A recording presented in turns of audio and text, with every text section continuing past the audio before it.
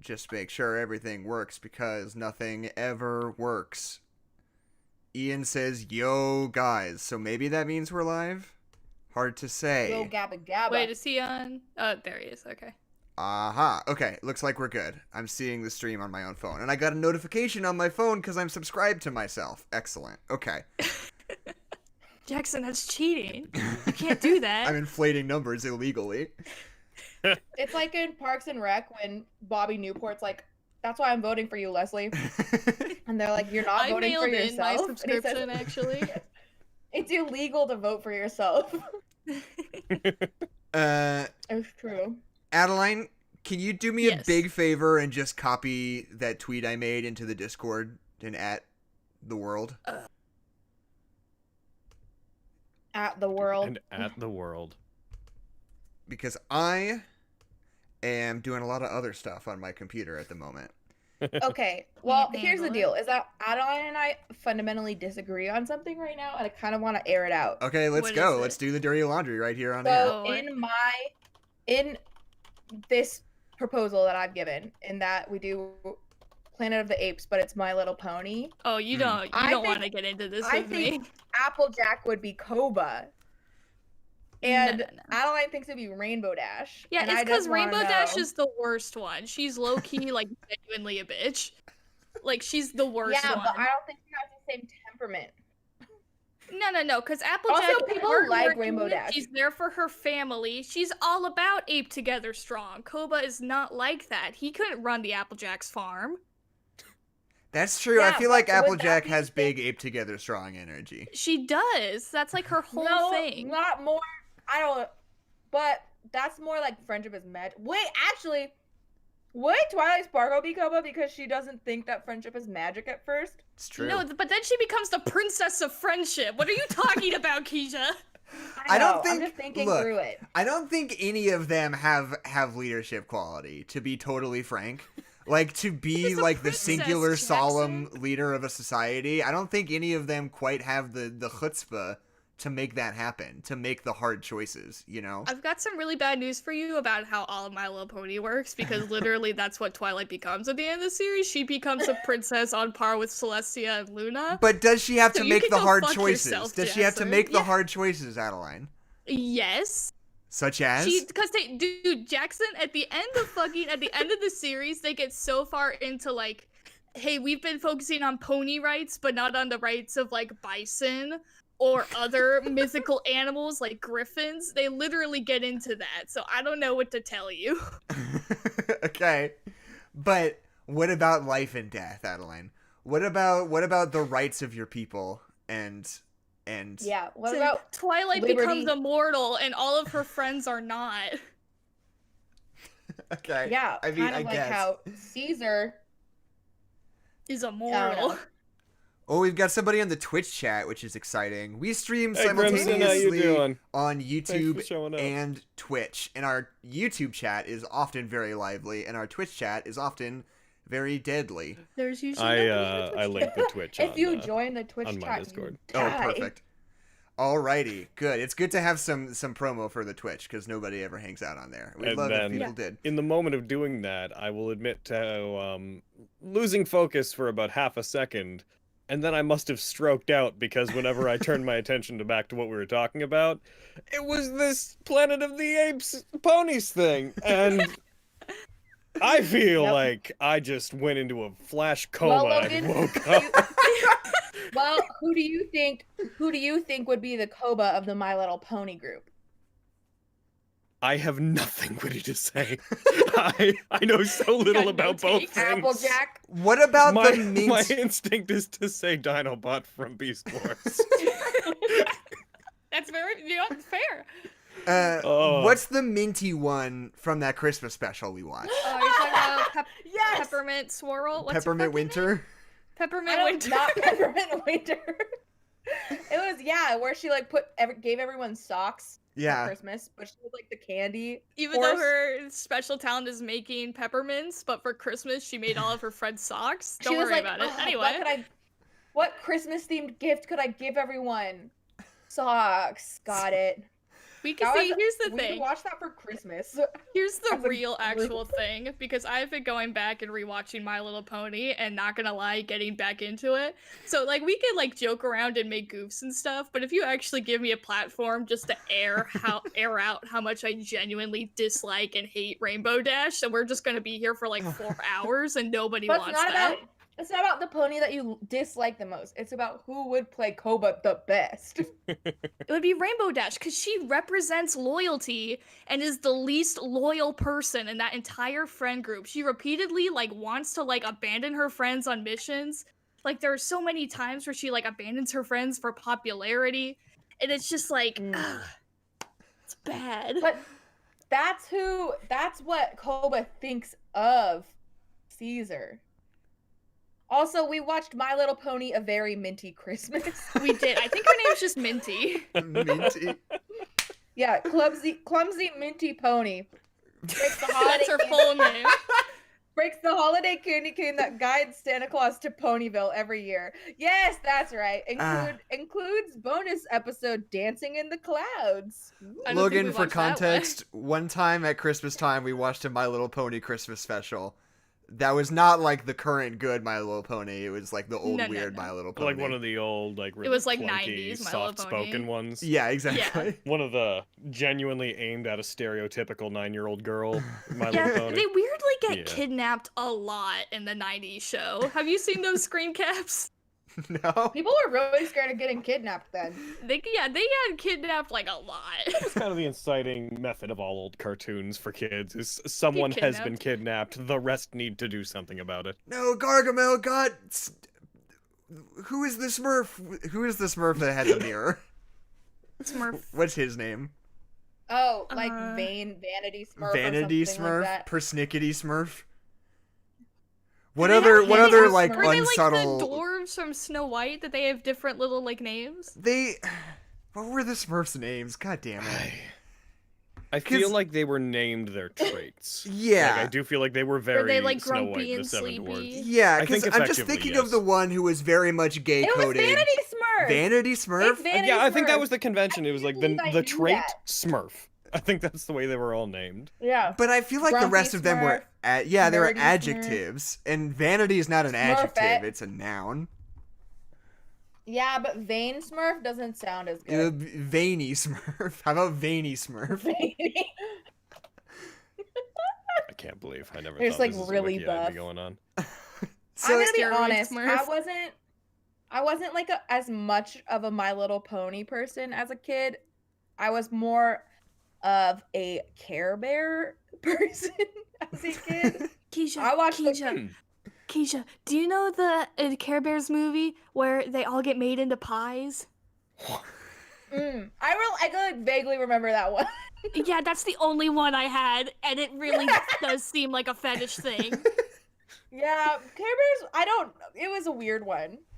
it is Like, weird that they all lived haven't up in tried clouds. to do like a Rebecca Sugar-esque Oh, they Care have, Bears Jackson. reboot. They have? Have you seen the Have new they? Care Bears? They're actually adorable. Hold Oh, on. okay. It I just didn't seems know like, Care Bears came back. you know, Did post... it ever leave? I don't actually? think they have a show. They do have like a toy lined out. Nope, they absolutely have a show. Huh. You gotta have a show. Too bad that nobody liked Care it. Bears Unlock the Magic trailer. Unlock the magic? So it's called Care Bears Unlock the Magic. Yeah, They but unlock the have magic magic, trailer? But their They bellies, unlocked the magic they all trailer. have That's different the show. powers.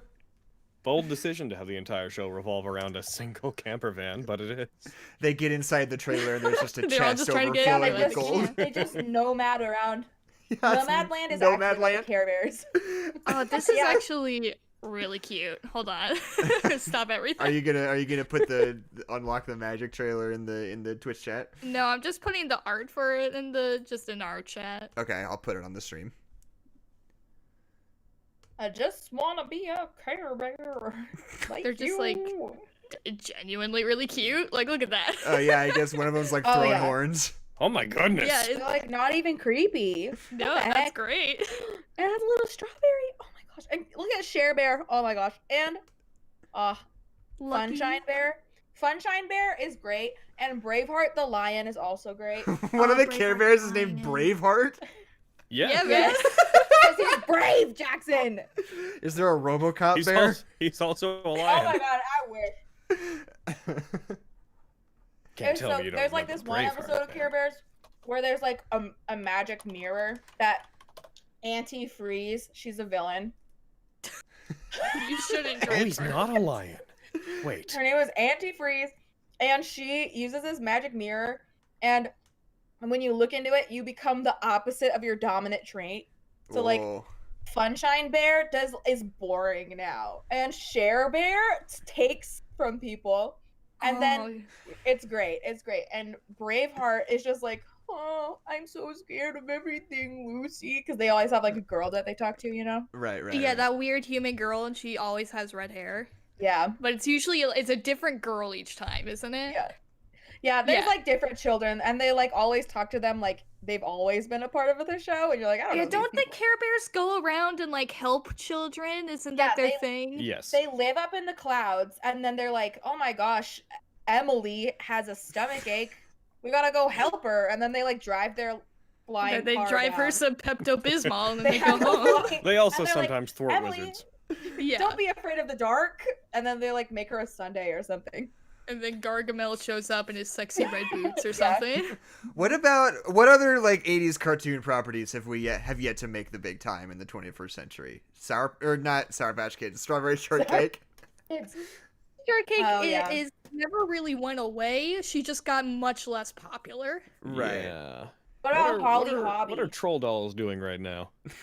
I mean, I've never heard of- They just went on a Troll world Dolls. tour, Logan. Did did that? Yeah, Yeah, Trolls they World broke- Tour. They broke the movie theater. Oh, They were the first. They ruined the movie theater industry. I see. Set up. they burned a movie theater to the Was ground. that in Yeah. not a the setup? country. Hold on, be right back. Were you just setting Jackson up for like a spike right there? Yes. No, Okay, the I just Trolls, wanna make the DreamWorks Trolls movie, the second. Right. No, I don't pay attention. Yeah, to the fucking second Okay, Trolls so movie was that- the first movie to come out on VOD instead of theaters during the pandemic. Is what I we're see. referring to. It'll That be may- written into the history books. My disinterest in the in trolls and that may be why I didn't know that. There is a new He-Man show coming Duck out. Hunt. Does Oh, that yeah? count? Duck Give Hunt? me DuckTales? Duck Hunt. Duck Hunt? I don't think there was ever No. a Duck Hunt TV show. I don't think we No. can say that on No, YouTube. that's what They- I'm saying. That's why I'm being very particular about how What I'm was that show? pronouncing There the was words. I could fucking man, I I was don't saying, remember that would be anything. a It was fun Commander show. Max or Captain Max or whatever. That show that had a whole bunch of Nintendo. Oh, properties Captain as, like, the main N. characters. That's yeah. I believe Duck Hunt was featured in that. I think Captain that's the N-Bomb. closest I ever got. There you go. I'm struggling with Braveheart Bear. I looked up Braveheart Bear when we mentioned them, and I cannot get over the fact that this is. I can't tell if this is a lion or if it's a bear with He's fabulous a hair. lion. He's a lion. It's You definitely say Look at that, the but the bear. head shape is the same as all the other bears. Yeah, Yeah, but he he's has just more gotta- of a muzzle. He has a pronounced muzzle. So hey, we've been streaming for about 15 minutes. What do you say we get into the meat of the show in which we discuss Star Wars? Talk about weird 90s How do we cartoons. feel about that? I really want to keep talking about the Care Bears. What So, I'm saying. so for you guys at home who may not be familiar, Logan, why don't you introduce yourself? Hey, I'm Logan Laidlaw. I am a content creator online. I'm a DM of a show called Nat 19. I'm also a lesser known but professional VA. I work with Heck and Jack on the Find Us Alive. What else do I do? And I run a YouTube channel called Project Mouthwash. Oh, I didn't know Hi. about that. About which thing? About Project YouTube- Mouthwash. Is that a... Oh yeah, no, I About run Find a Us Alive. 200,000 subscriber strong YouTube channel. Oh, I just didn't know it was called... I guess I knew that. I didn't know it was called Project Mouthwash. I just like that name. Yeah. It strikes me very well. Yeah, It's evocative. I enjoy So it. what is Find Us Alive and who makes it? Because I just don't know. The joke is that I do know. I guess I'll just front it. I I'm mean, also look, joking. Find Us Alive is a narrative SCP based podcast in which Logan and myself are both voice actors and co-stars, and in which I write music, and in which my wonderful partner Anna writes and produces the whole freaking show. and that's on podcast platforms. I never plug it here because I don't know, I guess You really don't. maybe I should. Maybe that would just be a courtesy. I almost that didn't bring could it up do. because I would have figured you did. This is this time. So there it is. Yeah, I'm also on that, and my family and friends are involved. But so this is No Nerds Allowed. If you're new, I'm Jackson. Also, I'm Adeline. Yeah. and we've been sort of shaking up our formula a little bit lately. So we need to okay, let's just hash this out you right okay? now. I'm just thinking Are you all right? dude? because we used to do a hard intro where we were like, beginning of the show, I'm Jackson, I'm Adeline, I'm Kezia. But then we switched it up, so we just do a cold intro, and then later we do that. And then at a certain point in the streams, we stopped like having a distinct moment where we started recording during the stream. So this is becoming more and more formless the longer we do this podcast. It's slowly becoming an amoeba, honestly. Which is probably not good. We gotta sit down, do the hard work now, and figure out Get exactly into the spore character creator. and figure out when we introduce ourselves on this freaking show. Well, I think doing the hey, I'm Jackson McMurray, this is No Nerds Allowed, we talk about movies and also literally anything else, and then I go, I'm Adeline, and Kezia goes, she's Kezia.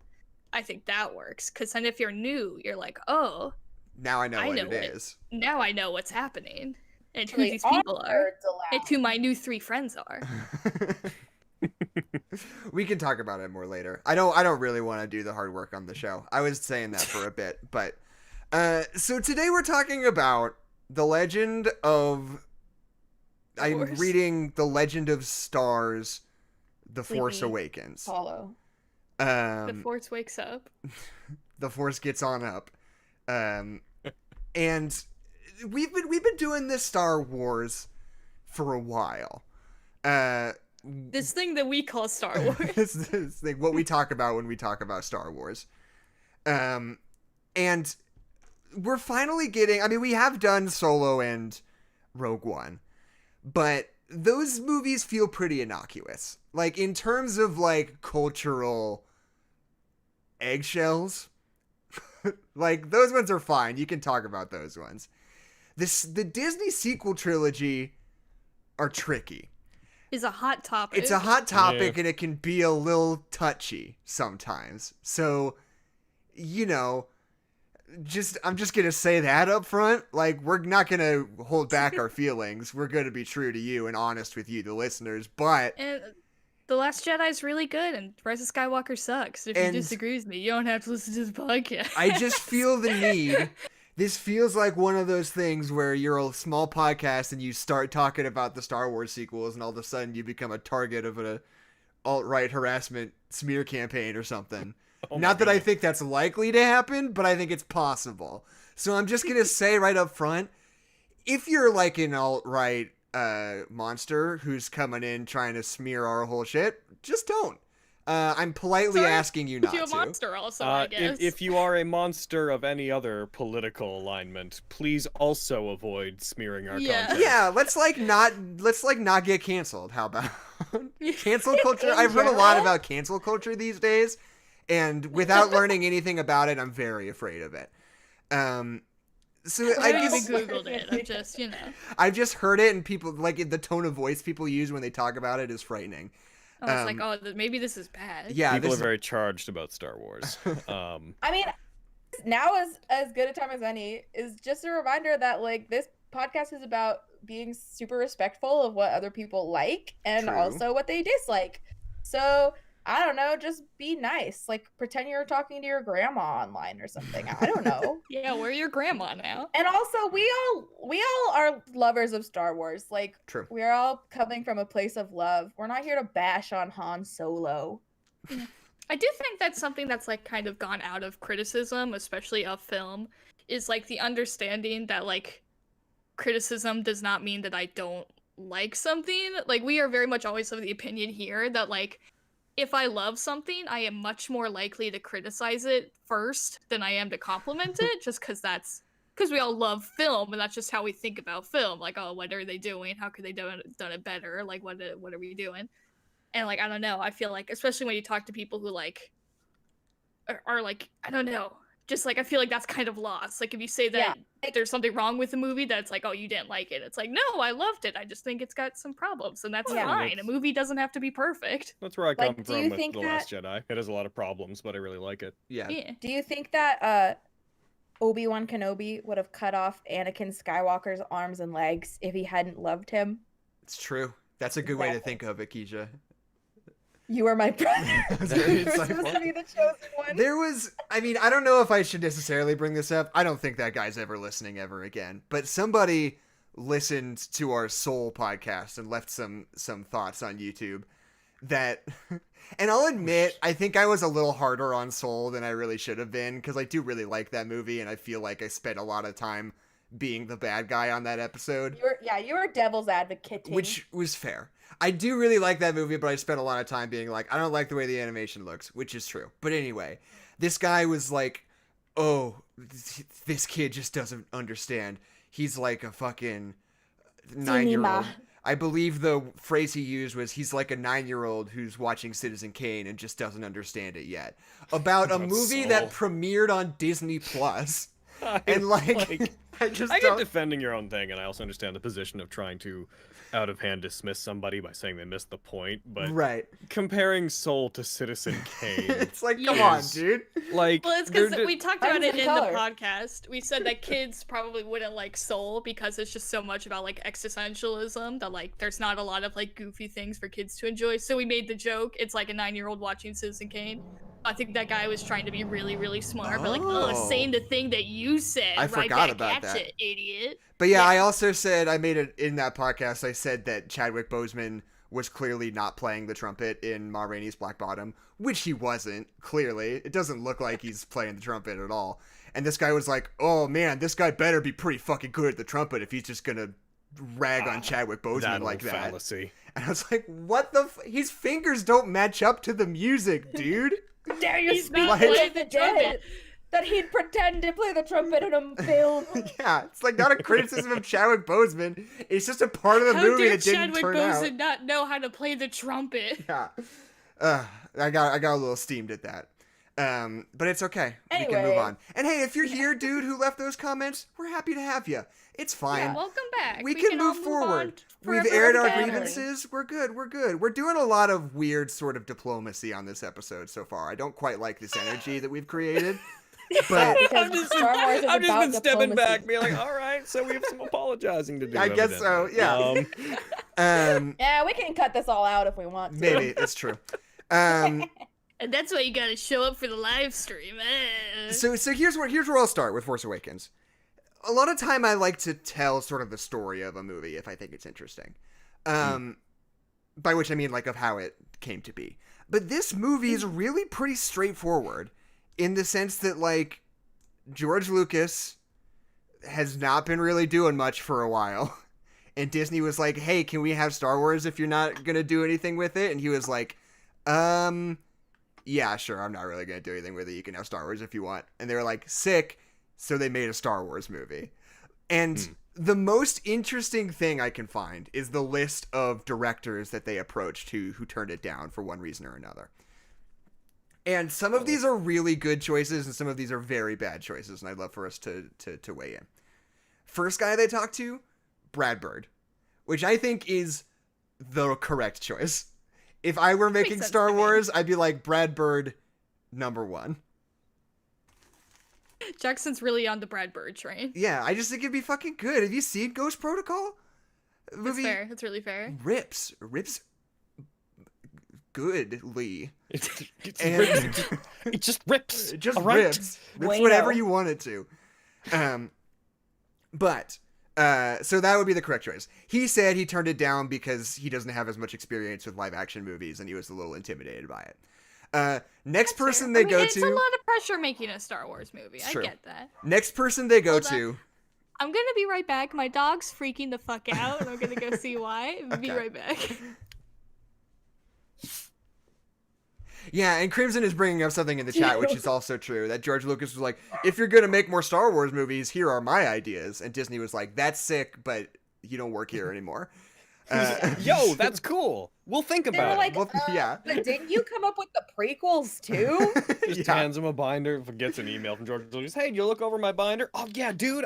Yeah, I just haven't. I was like, every time I sit down for it, things come up. I don't. It's. I mean, we already got this other sorry. thing going, and you know. Oh, I forgot. Oh, I'm so sorry. Do you need it back? We can- Yeah. We Being promised totally JJ fair. he could do what he wanted. Being totally Maybe fair. for the next one. Being totally fair in regards to Disney, like taking it out of George Lucas's hands, he was effectively just a guiding hand for pretty much everything past the first movie. Like he was very involved, but I think people overstate Lucas's general involvement with Star Wars Yeah. for the most part. Well, yeah, I mean, we've gone deeply into it. That is sort of the problem with the prequels, is basically just that George Lucas hates directing, and he wisely let other people direct the second two Star Wars movies. And then when the prequels rolled around, fucking Steven Spielberg, basically what the original plan was for the prequels is that he was going to direct the first one, and then he was going to get Ron Howard and Steven Spielberg to direct the second two. And Steven Spielberg... This isn't the official story, but it's the vibe I get reading these interviews, where it's like the Phantom Menace came out and Steven Spielberg was like, George, maybe you should direct all of them. Maybe it would be fun if you were the only one directing them. Like, it really seems like Phantom Menace came out and Steven Spielberg was like, yee. Like, I just think it's your vision. Yeah. And you need to see it to the end. yeah. But anyway, He was the point like, is... Minnow, what? I'm not directing that. No. But yeah, like they 7-year-old is in love with someone who's Howl? You can finish that one. You can finish that story. But yeah, so George Lucas pitched his ideas to Disney, and they were like, cool, no thanks though. So they talked to Brad Bird. Brad Bird says no. Here's the wildest one. Next person they talked to, David Fincher, director of Fight Club and Seven and Girl with the Dragon Tattoo and Gone Girl. He brings Maybe that the worst lighthearted possible energy. option. Maybe like the worst option to go to for Star What? Wars. Star Wars just wasn't fun. Yeah. They're like, you know that fun space cowboy movie series? What if it was really scary and dark? I think that's the direction Star Wars needs to go. I can only imagine David Fincher's reaction to being asked to do Star Wars would just be something along the lines of like, do you know who I am? Did you just pick my name off a list? Like, no. Do you know who I am? Like, not like I think he's above it. Like, I think he wouldn't want to do that because he'd be a super fucking bad fit for it. Do you want to direct the next Care Bears movie? Ah, No. No, I don't want to. That would be bad. Next pick, Jon Favreau, which I think is also a really good pick, especially in 2015. Like, and I think that had a conflict with Jungle Book is why they never actually ended up doing that. But like, That makes sense. I think Jon Favreau would probably be a slightly like safer kind of guy with it, but I think it still would have been good. I mean, but he has proved that he understands the Star Wars universe. Oh, for pretty sure. well. Yeah, he's always been a big Star Wars guy.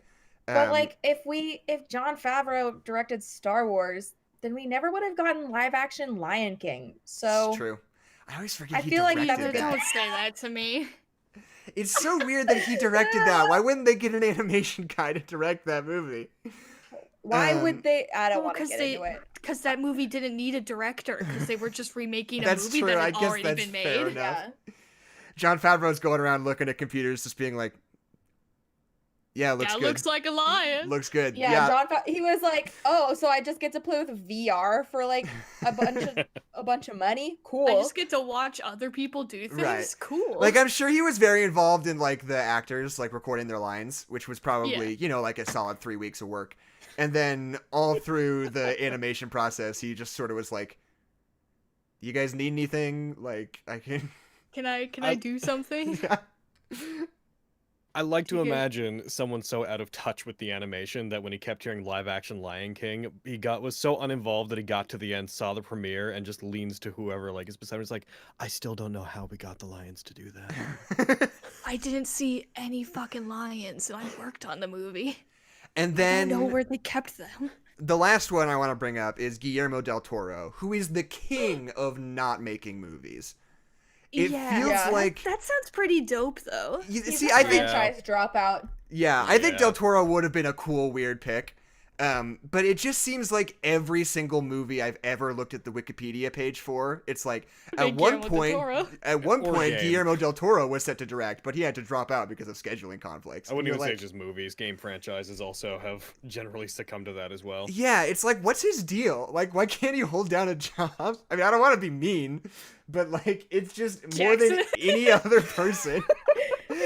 Why can't you just do your fucking job, Guillermo del Toro? Like, what's going on with that? Oscar-winning deadbeat. He's got a movie coming out soon. Again, finally. I think he's kind of learned his lesson. There hasn't been quite as much of that. This was going to be directed by Guillermo del Toro stuff lately. I think he's figured himself out and how to like only pick projects he can actually do. You're gonna feel like an asshole when it's like he had medical problems. I don't know. Maybe it's that. From what I've heard of him, there's a lot of stuff that seems to weirdly go on around him. Like, he doesn't see a lot of things through, but I've heard that there's a lot of like weird creative crises that happen around the films and the franchises he gets involved with. Right. That almost always end up coming back to him and him being like, no, it's not worth enough. I'm moving on. Did you guys know that at one point Deckhand Disney announced like a brand new like sub studio that Guillermo del Toro was supposed to head up? That was like Disney Spooks or something. It was like Disney. It was like, seriously, it was like a spookier, scarier like Disney imprint that Guillermo del Toro was supposed to be the creative head of, that would just make like, you know, in the vein of like the Corpse Bride, Nightmare Before Christmas wave. They'd be like, we're gonna have a whole back off to Tim. Yeah, like a whole imprint that's like just based around like creepier, edgier children's animation. And Guillermo del Toro had like 3 projects lined up with that, and then the entire thing just dissolved for some reason. Oh, like Pinocchio, like Then he just wasn't feeling it one day, and it just fell apart. Yeah, I think the Maybe Pinocchio he had movie. one conversation with Tim Burton and then didn't want to do it anymore. Maybe. Because I think that would do it. I don't think the Pinocchio movie he was gonna make was Disney though. That was like a different. Oh, okay. Because it's a what's the word? Public domain thing. I'm sure it was just somebody else's. Yeah. I've read the book. I'm educated. But yeah, and eventually Kathleen Kennedy had a talk with Steven Spielberg, and he was like, I think J.J. Abrams is your guy. And they picked J.J. Abrams, and it worked out pretty well for them at first. Yeah, you think J.J. Abrams did Star Trek for nothing? Exactly. That's the crazy thing, is J.J. Abrams coming fresh off of 2 Star Trek movies. Yeah, it was an Star audition Wars reel. movie. Yeah. Coming in to ruin the Star Wars universe. Well. Let's cool it, I agree, Adeline. but still. But yeah, J.J. Abrams has like a weird directorial career because like he worked in television for a really long time. Like he was a television writer and producer and director, and he did Lost and he did Alias and he did Felicity. And that's where he like really made a name for himself. But it just is this weird phenomenon where it's like, what was the first movie J.J. Abrams ever directed? It was Mission Impossible 3. It was like a big hyper-budget action movie that like looks really sleek and shiny and nice. And it's just weird to be like, that was his directorial debut, was Mission Impossible 3. That's his first time. Creator of Felicity would be so good at this. I think he'd be excellent. Well, the creator of Alias would be, I don't know. I know. It's funnier if I say Felicity. It was a joke. It's true. I get it. I'm sorry. So, but yeah, I mean, outside of that, it was pretty much just like, yeah, and they cast some like small unknown actors. They made a really conscious decision not to go with big movie stars, and you know, just then they made the movie, and like it went. There was, you know, and there's some like nitty gritty stories about how they had to do a lot of rewrites on the fly, and it was kind of a rushed production, and there were a lot of things that had to change at kind of the last second, but. Like, I gotta admit, like, we haven't really just, like, outright said our feelings on this movie yet, but, like, I think this movie, especially at the moment it came out, was just, like, absolutely magic. I think, like, especially, like, the first act of this movie, when it's 2015 and you're sitting in the theater with a country that is just has been waiting so long for Star Wars and it's finally back, and you sit down in that first half hour, it's like you're watching Jurassic Park for the first time. It's like just this like insane, like immaculate thing that you can't help but just be like, yes, this is exactly what I wanted, you know? I think that can be encapsulated by just imagining the musical stinger at the start of the 3-paragraph crawl at the start of any Star Wars. That Right. moment is emotionally iconic to a lot of Absolutely. people. So that happening again in a genuine format outside of like a TV show, I think that in particular is something that a lot of people had just this cultural exhale. Right, absolutely. And just, I mean, just like this, I hate to say, this movie has a weird relationship with like nostalgia, because it is inherently nostalgic because it is a sequel and it's a Star Wars movie, you know? Like there's no... Yeah. It's kind of baked in there, whether it's intentional or not, you know, because we're going to be using the same things and doing the same things, kind of. But, like, the biggest criticism of this movie that I heard over and over and over again when the movie came out was, like, it's just like A New Hope. It's exactly like A New Hope. And people who said that did have a point. Like, in plot structure and, like, what happens in the movie, it does basically follow the same pattern as A New Hope. We introduce our people, they get a robot, they meet the resistance, and then they blow up a big thing, and then our guy dies, and then we're all sad. It's like, yeah, it does follow the same plot structure. I like to think that's how J.J. Abrams pitched. I like the idea of J.J. Abrams going in and pitching the movie just like that. They do it again. But, like, what if we, like, the thing after watching A New Hope, that's like, if someone made A New Hope with like modern sensibilities and technology and money, and we actually had a good director do it, like, it's like, yeah, it's the same plot, but like just the way that they do it is so good. Like, not to say that it's better than A New Hope, because I don't think you can really make that argument, but like it's so fucking good. And like I don't care that it's the same plot structure, because it's a beautiful movie and I love the characters and I love how they talk to each other. And, like, as a girl who's grown up with Star Wars, like, Star Wars has been around my entire life. All those shots of just, like, Rey just, like, sitting in the desert, like, just right by the AT-AT and just, like, casually wearing the helmet for fun. Like, I don't know. It's just, like, such an evocative image of, like, what it's like to, like, be a girl who grew up with Star Wars. Like, it's so nice. Adeline, have we ever... Oh, sorry. Go ahead, Logan. I was going to say, I think the term nostalgia is used a bit... incorrectly these days. It's treated as if nostalgia is inherently a bad thing. You can definitely abuse nostalgia, which is what I think a lot of people who are upset about that were annoyed about. But I do think that the new franchise, at least at first, very much played into what it knew people liked about Star Wars and reinforced it. But the context of everything was new enough that it wasn't the same exact journey again, which is what was important. You had the same set pieces if you look at them broadly, if you squint at them, but the context of how you get there and what you're doing and the scale of things is different, and that is why I think the movie functions well on its own. Plus, bookends are a thing. It's a common trope. It creates a sense of familiarity in what you're going into. And I think, as well, like, I'll be quick and then you could go, Keisha. I think, like, even in terms of, like, the modern blockbuster...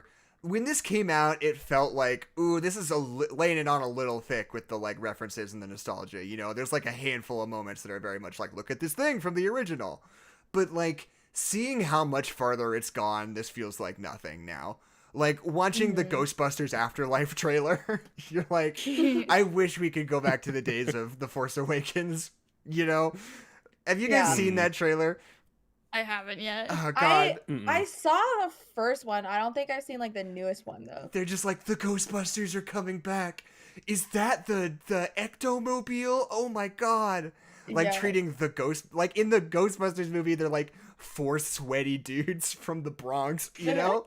And then it's, like, somebody in Kansas being like, they're finally returning after all these years. And you're like, Jesus Christ. Sort of like if there was a modern Batman film and they tried to seriously play up the modern perception of Batman, but with like the Adam West Batmobile returning. Right. Like that's sort of like, yeah, we liked it. Maybe it didn't need to be here. Yeah, maybe we've moved on just a little bit. Yeah, you don't have to include everything. Right now I feel like I am trying to heal my relationship with Star Wars. Because when this movie came out, I think I saw it in theaters 3 or 4 times. Oh, of course. Because it was so exciting to have this Star Wars movie. And even though there were a lot of repeats, it's like poetry, it rhymes. They still introduced like really compelling characters, like this stormtrooper that is defected and he is starting to think for himself. That is really interesting. And a pilot who is part of the resistance but kind of grew up as a little hotshot, like never really knowing what he was fighting for and then learning about it. That's really interesting. And Rey is interesting as a character in that she has nothing and doubts herself and undermines herself all the time, and then starts to learn that she's super strong. But then I feel like all of the interesting things that happened with characters either had places, like I feel like Rey's character grew a lot in the 8th movie, and then in the 9th movie that just nothing. And then Finn and Poe didn't matter anymore, and it's so upsetting. Like, it's nice to watch this movie where the characters actually matter. Like, there's the scene where Poe and Rey like just got away from the First Order in the Millennium Falcon, and she's like, "You shot so well," and he's so congratulating her flying is so natural and so beautiful and sparks such a great relationship. And then Finn is just yelling about Rey, and after that, and I'm trying to reconcile knowing like how much I love the way that characters are treated in this movie and knowing that they are not gonna grow in the way that I think they deserve is really difficult for me still. Right. I think for the rest of this podcast, we just have to pretend that Rise of Skywalker doesn't exist. Well, I want to do my best to take these one at a time. I mean, not you, Logan, but the rest of us, we're gonna get there. Like, don't worry about me. You're speaking as someone who accidentally watched The Last Jedi. Yeah, true. Like, we'll get to Last Jedi, we'll get to Rise of Skywalker, we'll do podcasts on them. We want to go straight to talking about in Last Jedi while I'm here. Well, darn. I really do want to celebrate this movie. Like, I loved it so much, but it's hard for me. It's kind of like watching a River Phoenix movie. Like, no disrespect at all, but like sometimes when I'm watching, I'm like, oh, this is really sad because like I know how sad your life is in real life. Like, it's hard for me to just focus on how good this movie is because I'm like, well, but it doesn't mean anything. How did Maz Kanata get this lightsaber? It's like watching home VHS videos of like your grandpa after he's died. And, like, you love these videos of him, but you know that he's dead in real life. It's like that. It's just like... That is some condemnation of Rise. It's like, I really enjoy the new Star Wars, and it's too bad the franchise fucking died. Or you're, like, watching 7, and you're like, this is a good movie, but then you're like, oh... it's, I don't know if I can watch this anymore and still like it. Without expanding too much on it, because that's an entire 2-hour conversation, it's the trilogy is disjointed and there's just no way to get around that. Right. The trilogy doesn't really accomplish much of anything. The individual movies, barring Rise, are fun, like, and interesting and have some great set pieces. So looking at them individually is a very different experience than looking at them contiguously. Like, I love The Last Jedi for that reason. You know, not to I guess I could talk about The Last Jedi. I like The Last Jedi for that purpose, just because I think some of the set pieces are the strongest in the entire franchise. Oh, yeah. And Rise has a couple great moments, like, moments. It does. But there's literally nothing underneath it. It is just trying to pick up pieces. And not doing so well. This is the last thing I'm gonna say about Rise of Skywalker, and then I literally can't. But okay. Remember when evil Rey shows up for half a second, and then she isn't there anymore? Anyway, what a great trailer shot that was. Okay. She's got red eyes and like pointed teeth or something, and then she's never seen again. Whatever. Fuck it. Here's what I want to get into.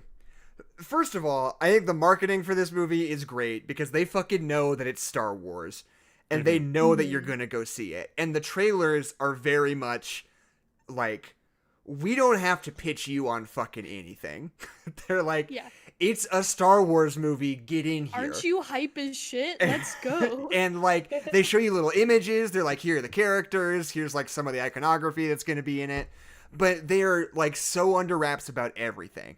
And it makes for this theater experience where you sit down and like the crawl starts and you're like clamoring to read it. You're like, I gotta know what's gonna happen because I have no fucking clue. And the crawl like serves a really genuine purpose of like telling you like what this movie's even about because you still don't know.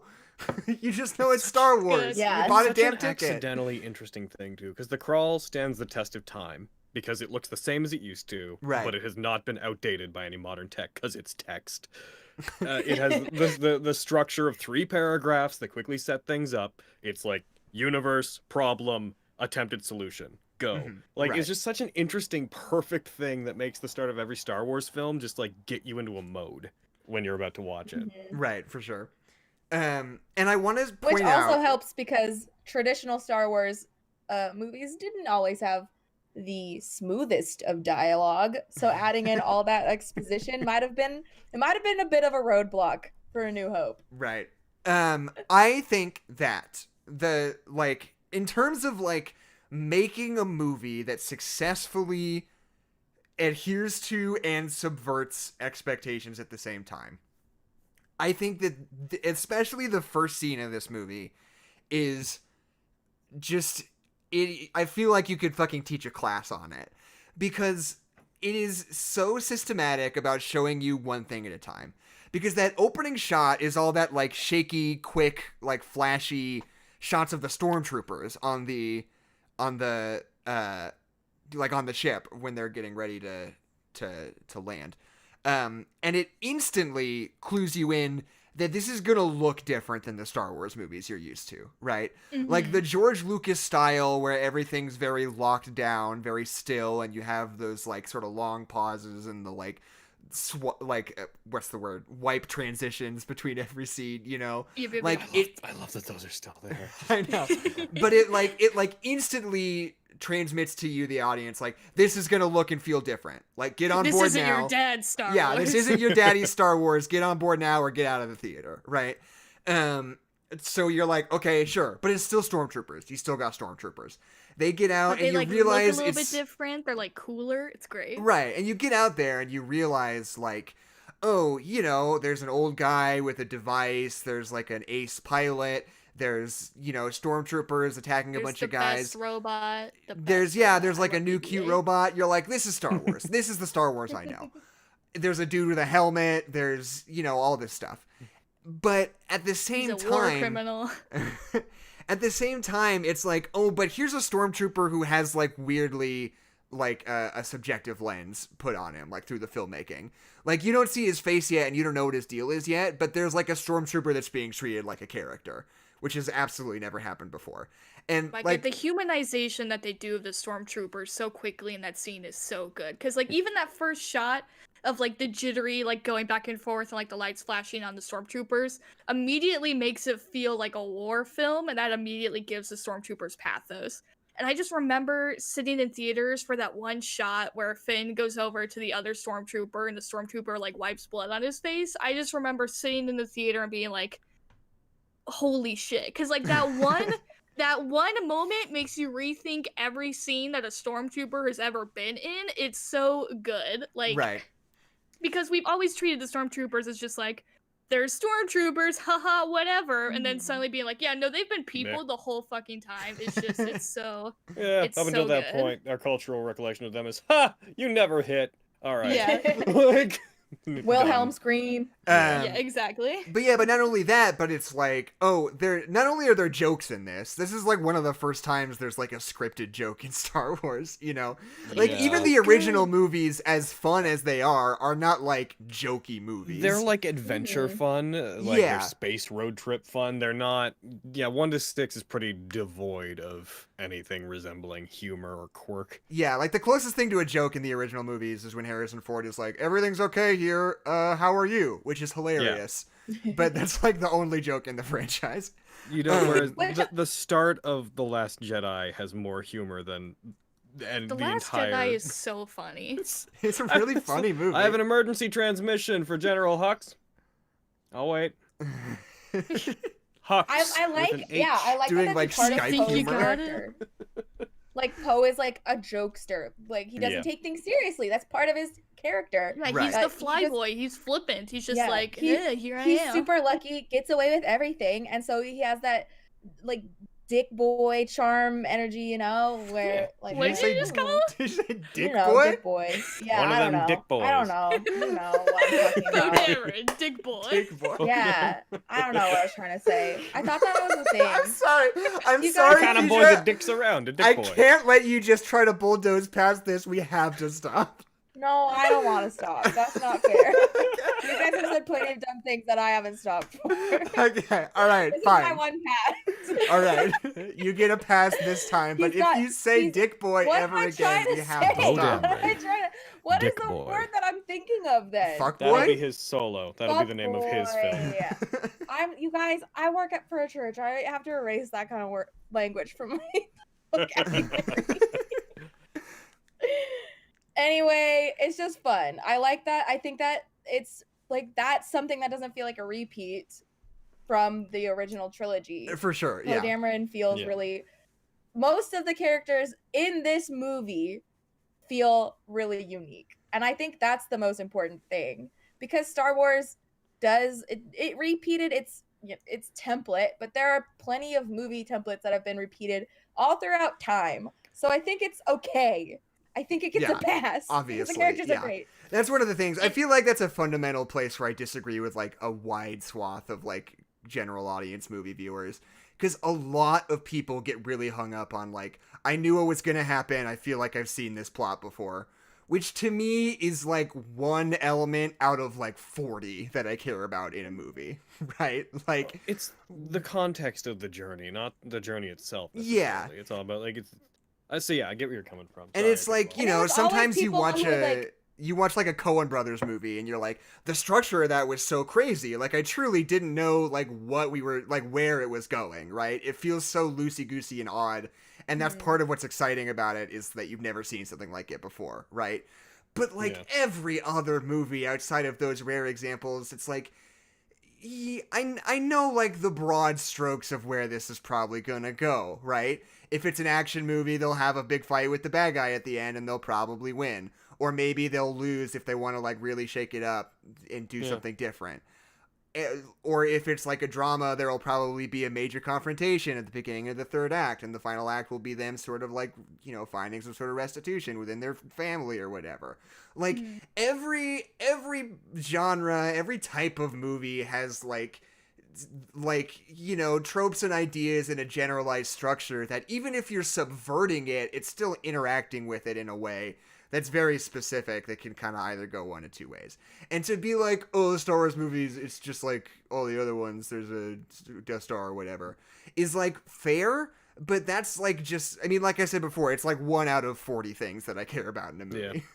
Yeah, and it's what makes But me that's mad just- about that kind of criticism too is like that's why we have so many gotcha plot twists that just have no bearing on Mhm. anything and come out of nowhere because audiences were like, I'm so tired of seeing things coming. And Yeah. then so movies were like, what if we just didn't tell you anything and then introduced something new and said it was a plot twist? And they were like, ugh. You'll always get criticism of both kinds. You'll always get people Exactly. saying that it's too familiar, but then Dude, well, The Last Star Jedi Wars. had a lot of people that were like, Exactly. "This isn't like Star Wars." That's to me." exactly It's the like thing. This one's Yeah. too the same, but this one's too it different. did new things. Yeah, I'll you always- can't just baby bear your way into a perfect Star Wars. I'll always dislike people who But try to I make would've the liked- but the Force can't do that argument. Yeah, It's it's like, cool. outrageous. You know what the Force did originally?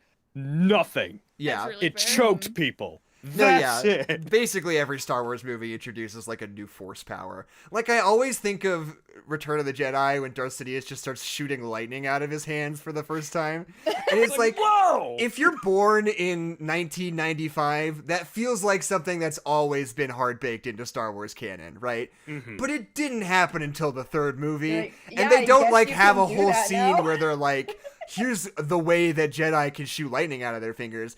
Darth Sidious just starts fucking shooting lightning all over the place. You're like, oh, fuck, whoa. Yeah, totally. Like, Yeah. that's how you do it. Like, just have people do things. It's magic. Who cares? Yeah, it feels like very plausible with the way that the Force has been set up. I think, because it's just energy. And you know what Right. lightning is? It's energy, dummy. Energy. Take a science class. I remember when people got really mad about force healing, which, whatever. But, like, one of the funny things about that is in extended universe stuff, which isn't canon now, according to Disney, force healing had already existed. People got really mad about it being new, but it's something that had been in the canon. But people were hard being like, no, it wasn't in previous movies. Right. So it's fake. And it's like, you're not... Choose an extreme of Star Wars fan here. Like, which way do you want to be mad about this? Because you're in the middle and you're not working right now. I mean, I like Starkiller Base, but I do have a fundamental problem with it. Is that there are adult trees grown on that guy. Like, hundreds of year-old trees. And I just want to know what's up with that. Well, I think the There's idea is more that they options. built Killer it. Base? I think that the idea is that they built it into an existing planet. Oh, they did. Oh, yeah. I didn't know Starkiller that. Base was built into the planet the Jedi temples are on. They turned a Jedi training Okay, planet. I Oh, is thought it that really? they A built super the whole weapon. thing. Yeah, Oh, no, that's so it's sick. bad. That's so what's that fucking game sick. called? What's that fucking game called? they just made it 10 billion times better. The most recent Star Wars game that came out. Oh, right. It was Fallen Order? Kingdom. Fallen Order. You go Planet to of that it? planet. In that, you go to that planet. I can't remember what it's the name of the Did planet. they colonize it? The Jedi had set a temple up there like forever ago. Like it's in a bunch of Star Wars canon. It's in like the old animated series. It has the most famous temple where Padawans are trained. When you go there in Fallen First Order, Jedi Temple? I don't know if it's the first one. The one that Luke Skywalker was supposedly trying to find? I'm not sure about that. Because that would be It's funny. where it's apparently where like all Kyber crystals come from. But they went there Whoops. and you can find it Hmm. you can find them already terraforming it and building the Starkiller Base into it in that game. Like That's you pretty fight cool. some parts of it there. Also, from what I understand, and I'm a bit loose on the lore here, the reason they use that planet is because the Starkiller Base uses giant, like massive Kyber crystals as its laser. Its laser's a giant lightsaber. That's cool. That's one of those Yeah. things It's that my I wish favorite was thing about in the Star movie. Wars. Yeah. Like, they just always do that stuff where they shoehorn all of this information into random video games Yep. or like books. You're like, well, yeah, that's just, you should know that. You didn't You know should just that. know You that don't stuff. know that Darth Maul has been alive this whole time, idiot. And it's Yeah, like, he has, okay, well, he has spider robot legs, okay? it's like I can't ingest every single piece of Star Wars media. It is Elam. That's the planet that they turned into it. Oh, that's what I Crimson say Dragon's saying populated on by Twitch. people. Did they colonize Yeah. it? Was That's what I want to know. I mean, they are the Were there bad innocent- guys. Were there innocent They- people who were living on that planet at the time of destruction? I don't know that. The whole planet's kind of like an Arctic climate, so I think it was basically just the Jedi Just like Oh, some, that you like used know. for things. a particular Tough. monastery. It was don't mean to like ruffle it was any supposed feathers, to be a sanctuary where the Jedi could retreat to and train people. It was also a Jedi ski lodge. yeah. Is what you're After telling me. after Order 66, apparently it was where everyone was supposed to go to, like all the Jedi were supposed to return to Oh, to right. hide, but like none of them made it there. One of the things that I very much like, first of all, I think the fact that they cast mostly, I mean, unknown is a strong word.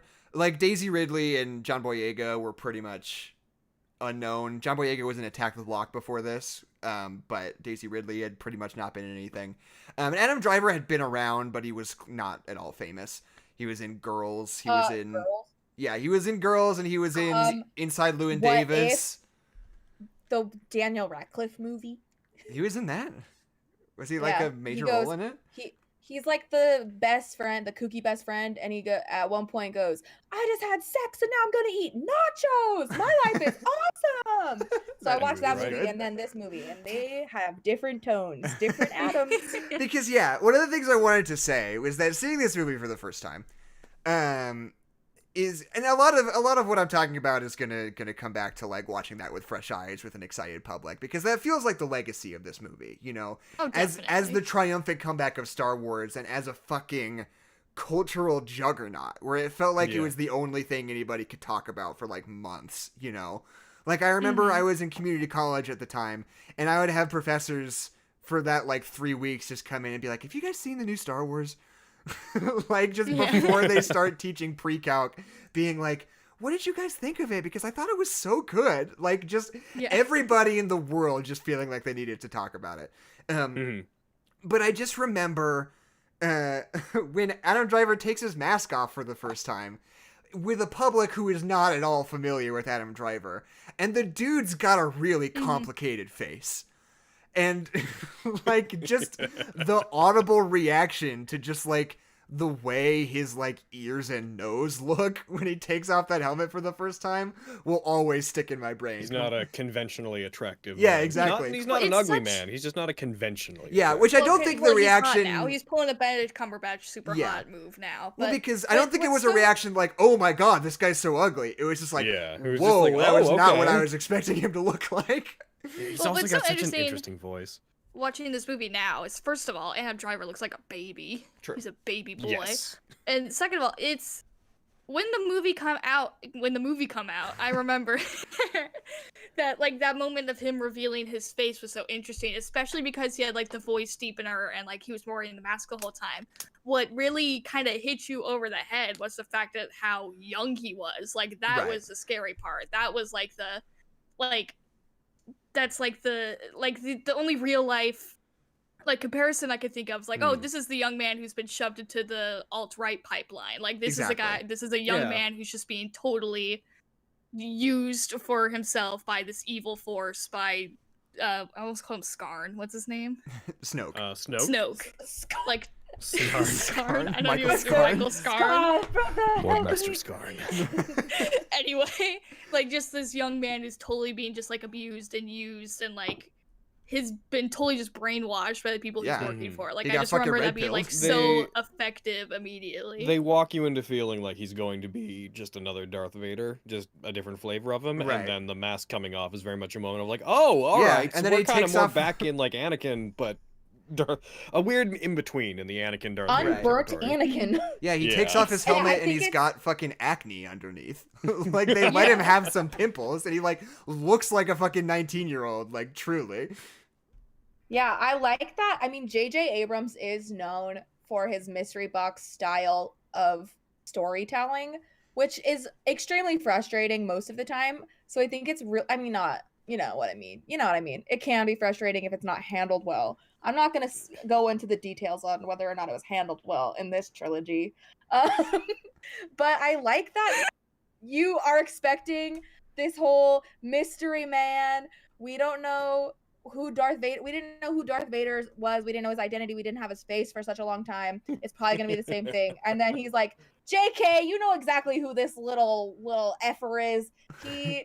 is the son of Han Solo and Leia Organa, and he is messed up, and you're gonna look at his Adam Driver face this whole freaking franchise. His reveal is a lot less Luke, I am your father, and a lot more Luke, I am your friend from band camp. Right, yeah. Like, you know exactly who he is, which is kind of cool, I think. To just, like, I don't know, because this trilogy has a lot of problems of, like, oh, who is this? I kind of like that they're just like, yeah, no, this is Luke and Han's son. Not Luke, God. This is Leia and Han's son. Luke and Han's son. Yeah, you know, and his grandfather is Darth Vader. It's like, okay, I immediately know who this kid is and what, like, 70% of his baggage is. Like, I get it. Yeah, and they don't dangle that over you. That's part of the, like, you know, I mean, you already said this, but, like, in the way that it's updated and modernized, like, truly, it's playing on the, like, inherently modern idea of, like, the 19-year-old who gets red-pilled on r/ fuck living. Wrecked. What are the good horrible subreddits? Whatever. I don't have a good try poll. not to. I try not to know. I think it's a good thing that you don't know. I don't think we need to publicize. But it's like an inherently modern idea. Like, cause that's the thing, like in the 70s, you don't get like young men radicalized like that. You get them radicalized by like organizations, by like literal physical predatory people who like invite you to meetings and stuff, you know? But like the corporation.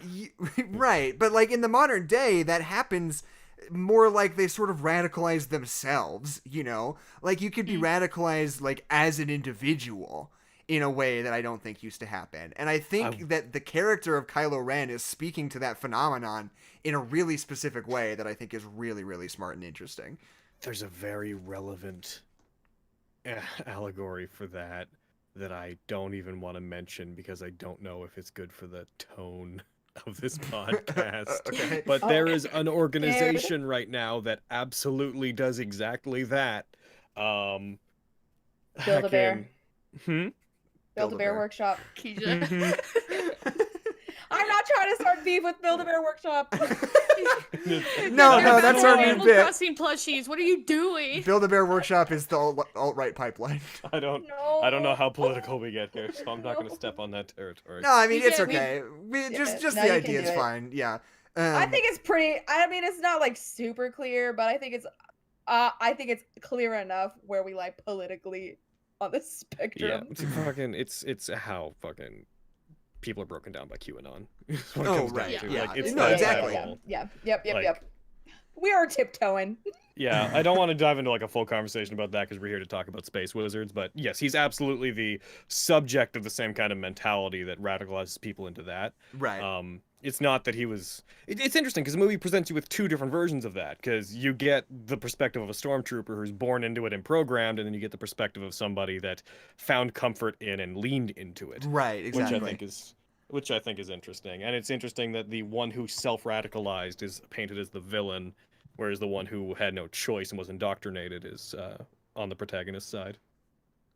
What I think yeah. is really interesting that we talk about a little bit in this movie. We touch on it in this movie, and then I feel like we really continue it into The Last Jedi. And kind of weirdly, like, we touched on it in this one, and then I get pretty heavy-handed with it in Last Jedi, is, like, this conversation of, like, how poverty affects, like, individuals and social justice. And we talk about it a lot in Rogue One, too. Because, like, Rey has nothing. She is a part of this fucked up system where literally she is literally like doing labor and not being compensated fairly for her labor. Like that's literally what's happening. She lives in a hut. Like she's just a part of this fucked up system that she doesn't really have a way out of, and she's kind of in it by choice but also kind of not. And like that scene where she's with BB-8 and she has the choice to either like get a lot of food or do the right thing, and she chooses to do the right thing. Like it's so clear to me that we're having a conversation about like what like when you're stuck in a situation like that, like when you're Social stuck in morality. poverty, Yeah. like Right. can you really could you really have been mad at Rey if she chose fucking food, you Fucking know? Like it's an 60 interesting conversation. portions. Yeah, it's a very- I like, it's a- as Adeline likes to say, a lot of movies, including the original trilogy, as brilliant and beautiful as it is, get stuck into light, good, dark, bad. And Mhm. this trilogy explores a lot of different avenues and Except for the areas last where. one. Until Hey, Christ, no, when suddenly it's okay. like good dark. Okay, well, but like this movie does spend time focusing on there is this person who is loved and cared for that is doing bad things, but it's still very much in the script that he is worthy of redemption, and that is from the get-go, which is it's really awesome. I think it's so good. I also And, like, love the way that Daisy Ridley looks at those portions when know. Simon Pegg Yeah. fucking loads them up. Like that's just one of those performances that, as gross as those portions are, instantly makes them feel valuable to the audience. Just the way she reacts to And seeing it's them. just so cool. It's Yeah, Elsie such a says- I know, when she pours the little dust into the Star water Wars- and like stirs it up and it turns into a loaf of bread, you're like, oh, Yeah. I want to eat that. No, yeah, Elsie in I the chat love is Star saying, Wars why food did the canon. portions look tasty? I truly think it's literally all in Daisy Ridley's performance. Just the way that, like, her eyes get so wide when she sees 60 portions. And she, like, immediately, like, starts to, like, gather them up in her arms. You're like, those must be pretty fucking tasty if she's gonna act like that about it. Maybe we should come up with some gluten-free some kind of replica recipe because it just looks tasty to me. I don't know. Or maybe I won't make it gluten-free because you said it looked gross. I'll make it I don't know. full of gluten, Jack. Whatever, It's I don't already care. gross bread. I think How taking do the you gluten out of know? it I is just think gonna what make it it is worse. would be just bread with like 1 drop of green food coloring in it. No, I mean, I think yeah. it's probably blue milk. There's blue milk in that guy. That's That's true, my there's guess. blue milk in It's there. Luke Skywalker, blue milk. No. I don't like to talk about the green milk though. It Oh, really. come on, that's the best. Oh, that's the come on, best roll It's part it. so of it. off. No, I don't Look like at this the weird eye man. He contact. lives on a mountain and he drinks don't milk. Like the eye contact part. I love Mark Hamill to death. It's but so I good. don't want it in my brain. It's great. I So can good, see it right Kezia. now. It's replaying over and over. Look at that crusty weird old man, Keisha. Look at him. This I is love what his Mark life Hamill has become. So much. I really just can't stand. He would that rather scene for drink some this reason. milk than face his own problems. Yeah. All right. Well, I'm gonna make it. I'm gonna make up a blue milk bread recipe. I think it'll be good. They sell the Okay. blue milk at Galaxy's Edge, I thought. I know, but they don't I think make they blue do. milk bread. It's They true. do make the milk. What if you I could would drink the get milk. what if you could get portions at Galaxy's Edge? You might. That would be Honestly, so fun. like, Okay, you're if just, I like, were in charge of selling your Galaxy's phone Edge, and stuff. no, here's what I would do. There would be a whole system where it would incentivize people to pick up litter at the park. If you bring enough garbage to Simon Pegg, who works there full time, he would Yes. tell you how many portions it's worth, and then you'd get to have 3/4 portions. And you'd get to munch on them at the park, and it would keep the park spick and span, squeaky clean. Disney, talk to me. I think that would be a really brilliant idea, except for Disneyland already has like the most secure system on litter and trash. It's Right. it's primarily spotless, so it would be. I guess that is part of it. Though, It's the but it challenge. You just kids are running around asking for wrappers. Yeah. So they can get their portions. Can I have the cup from your pretzel and cheese? Oh, So I really want to get a portion. That's so funny. Like, please don't talk to me. It's COVID right now. No, you can't. Don't touch things that I've licked, kid. I like it. I would So- enjoy that. So as the guy who watched the wrong movie to prepare, True. let me propose this to you guys.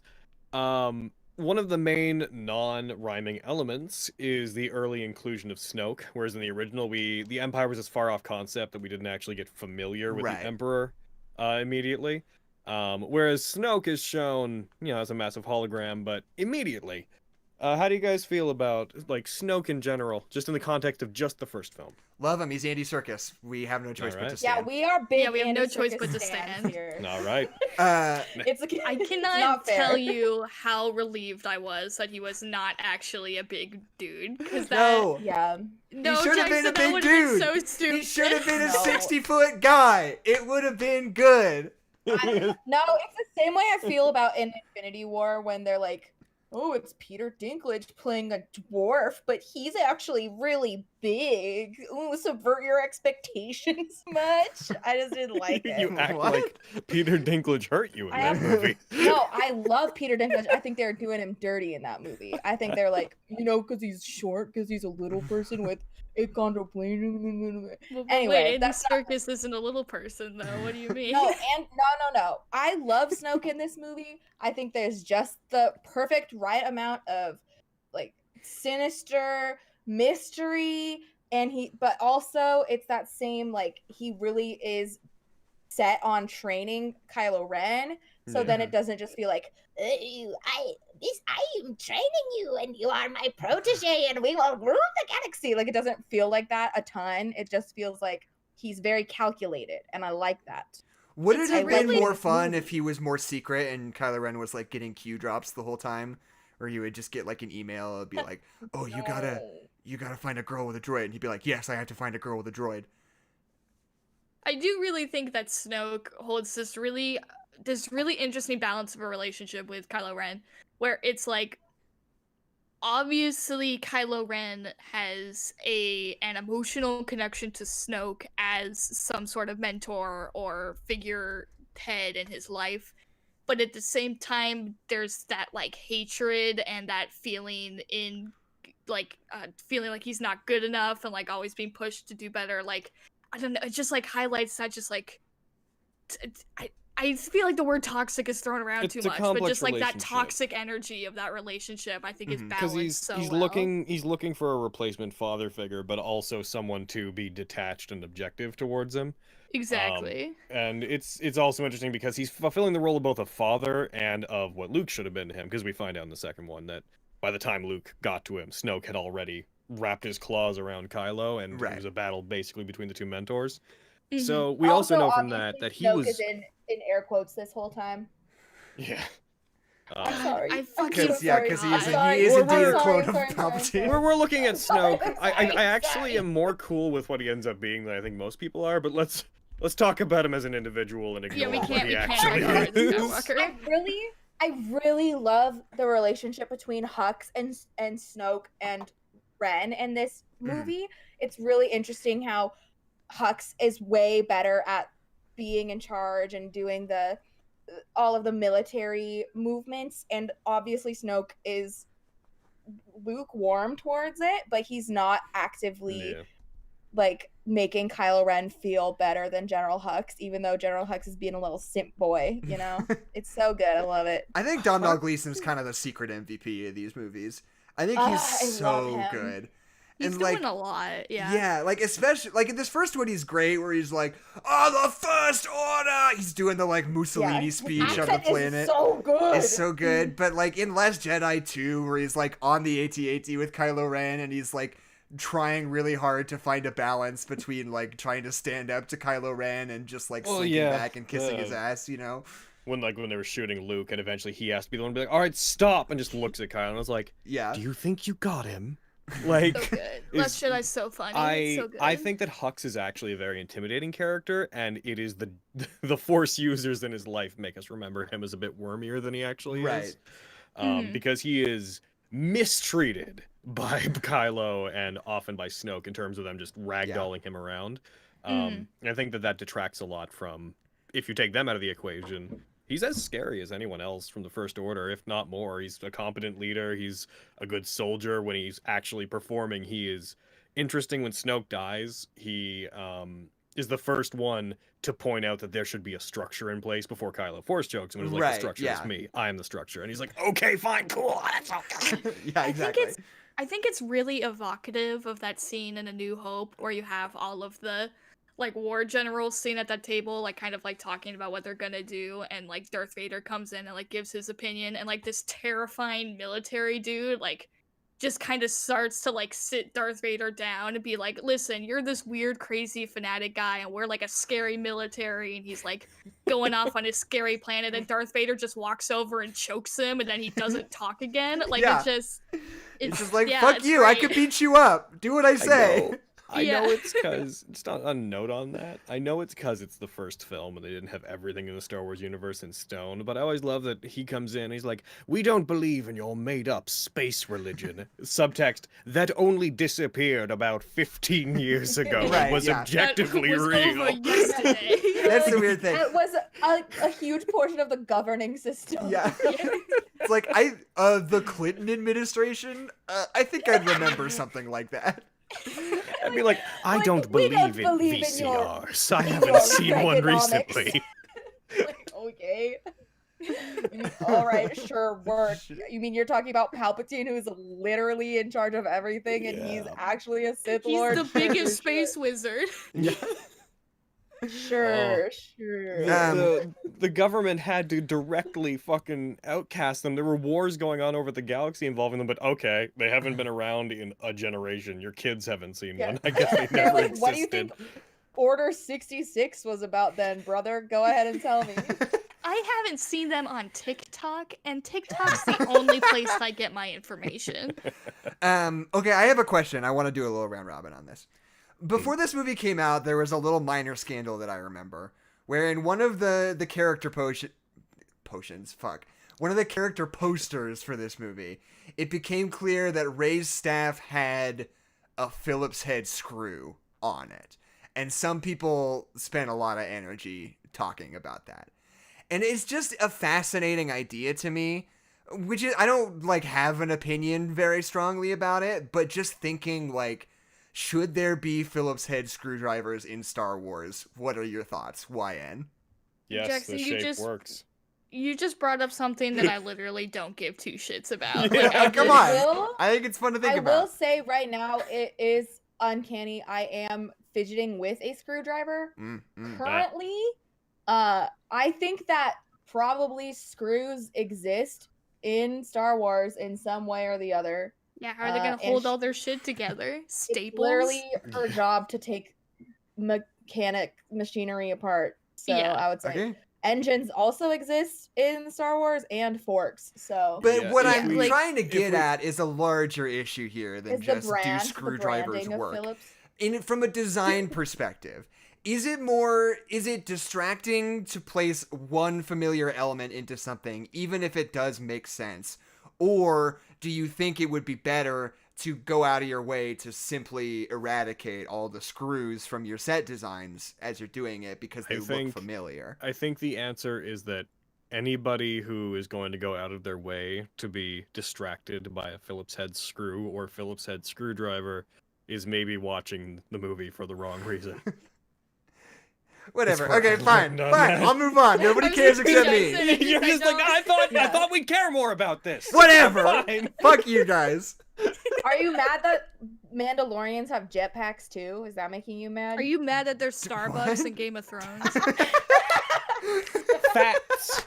I Canon. honestly wish instead of editing that cup out, they were like, No. yeah. Just change how do you all the think they- cups into How do you Starbucks think cups. they have so much energy? Hello? Yeah. Like, They're they all don't drinking edit pink it out. They drink. just put like a different rim on it to make it look a little bit more fantasy-ish. Yeah, exactly. Yeah, they put like the little metal around it, like it's a stein. They're like, there we go.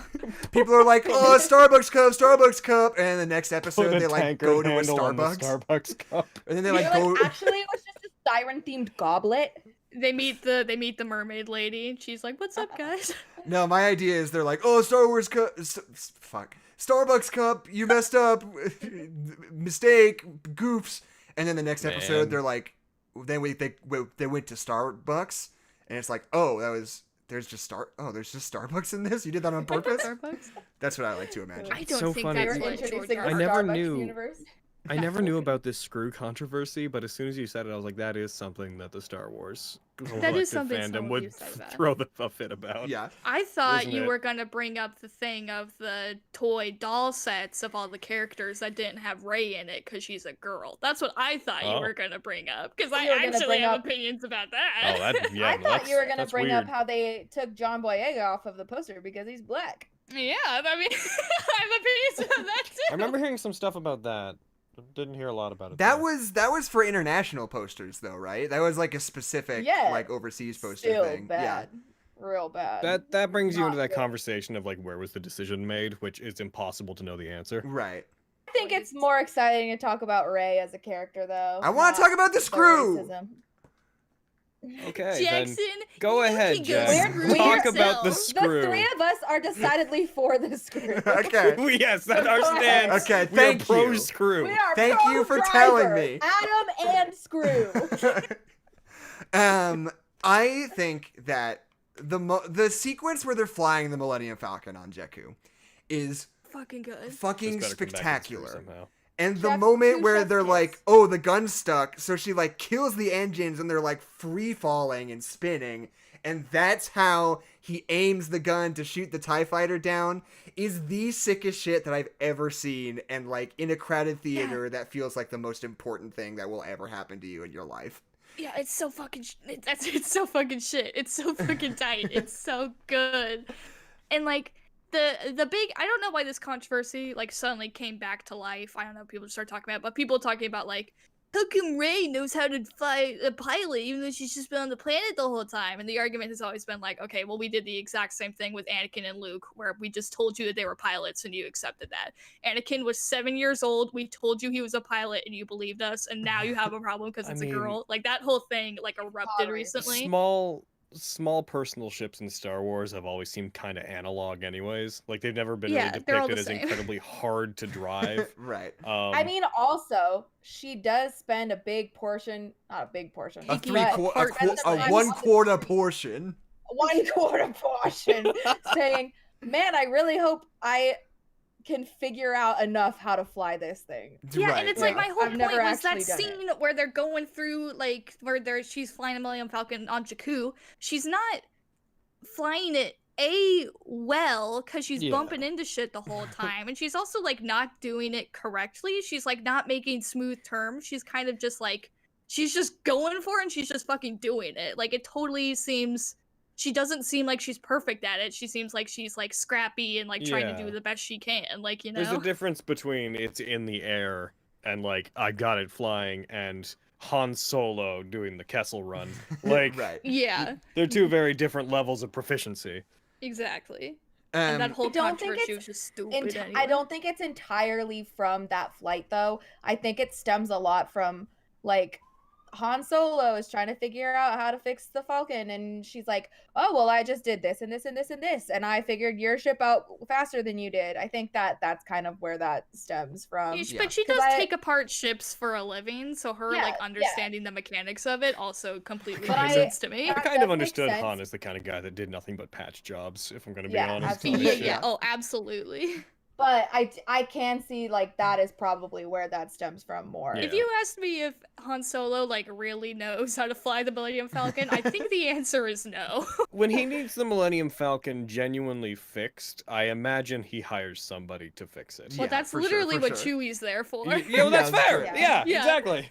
Although I do, especially as we finish this episode and as we move into a Last Jedi episode somewhere down the road, I don't want to spend too much airtime talking about shitty bad faith criticisms that people leverage against it, just because, first of all, I want to keep it positive because we like the movies, and I think that's more important to iterate, and also I just don't want to give it the oxygen, you know? Especially since this thing in particular we've already talked about many times on the show, you know?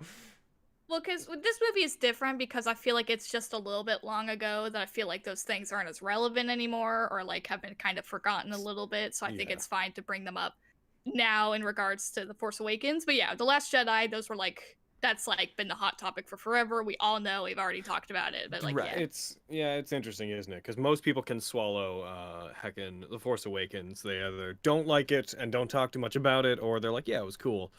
With Rise, most people don't seem to like Rise, except for people that are ardently defending it for weird reasons. Maybe the wrong Last reasons. Jedi is definitely the thing that like I find the most people are like split on, and absolutely. They're at ridiculous extremes of I either love The Last Jedi or it's the worst thing in the franchise. Right.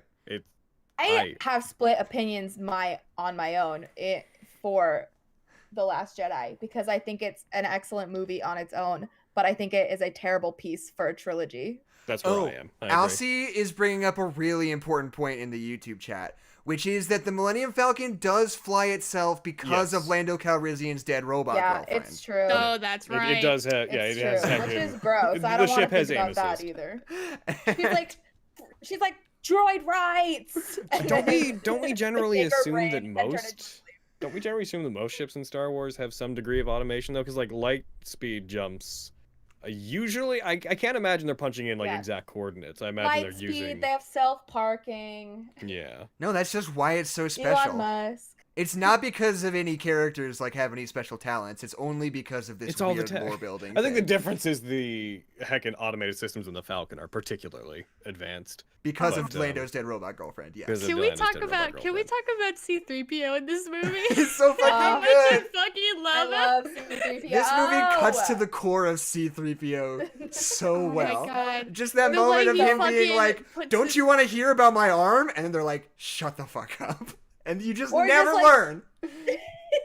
The way he sidesteps into frame in front of Carrie Fisher is so fucking good.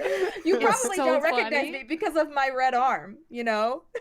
You know, he like walks away with BB-8 and he's like, "Oh, BB-8, I really should get my original arm back." He's just like begging people to ask him about his arm. And nobody gives a fuck. It's so good. I love C-3PO. He's my fave. And I've talked about this earlier when we were... Oh, go ahead, Logan.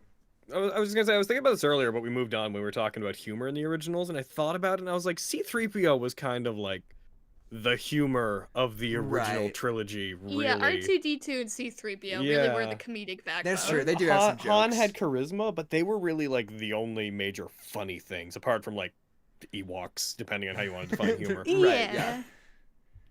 Yeah, nothing's funnier than when C-3PO is wandering that factory in the second sequel. In Attack of the Clones. And Attack of the Clones, and he's got that that droid head on his body, and his body, blah, it's all. And switched, R2D2's just flying around. I'm trying to say that it's not funny, and they shouldn't have done that. And this movie is funny. And then Jar Jar Binks is there, and he farts. Okay, I want to talk about R2D2 in this movie because And he's just sad. They show R2D2, and C-3PO's like, oh yeah, he died of sadness because Luke left, and even if we could power him back on, I don't know if he'd ever be the same again. And then, like, 40 minutes later, for no reason, R2D2's just like, oh, I'm up, and I've got the map piece. It's one of those things in a film where someone says Jackson. something. It's where someone says something in a film, and it's written in such a way you're like, oh, so you will. Like, right, yeah. There's just a moment of, okay, you wouldn't have said this if... Who are you fooling? Like, right. Superman's Awakens. Dead. Yeah, But yeah, as I watched it The this Force time... Awakens R2D2. Right, of course. The Force did awaken Makes him. sense. But it's just one of those things where it's like when C-3PO says, like, and even if we could get him back on, I don't know if he'd ever quite be the same. To which I would say, could you really tell the difference? Like, if R2-D2 got amnesia, how long would it take you to find out as a viewer? You know? I would be upset. all I of would his be beeps are upset. just really, really... sensitive. All his beeps are just really deep. Like, they're pitched way They're the pitched fuck down. different. His friends would be able to tell. Beep They boop, would beep know. bop. Every time his head rotates, there's a grating metal shifting against metal sound. It's like, oh, he's changed so much. Wouldn't it be really funny if, like, he woke up and then he was just, like, really, really polite to C-3PO from then on? And every time- what the fuck is happening? And then every time you would, like, beep and bloop, C-3PO would be like, oh, thank you, I did spend a little bit of extra time on my hair this morning. Just, like, being, like, really fucking nice. I think that'd be really funny. Yeah, like the Pretty first good. thing R2D2 says, it's like, I like the red arm. C-3PO, what happened with your arm? How'd you get that red arm? Oh, it's nothing. I do think this is a totally different topic, but this episode's gonna be 4 hours long, and I just want to get to the thing I want to talk about. Where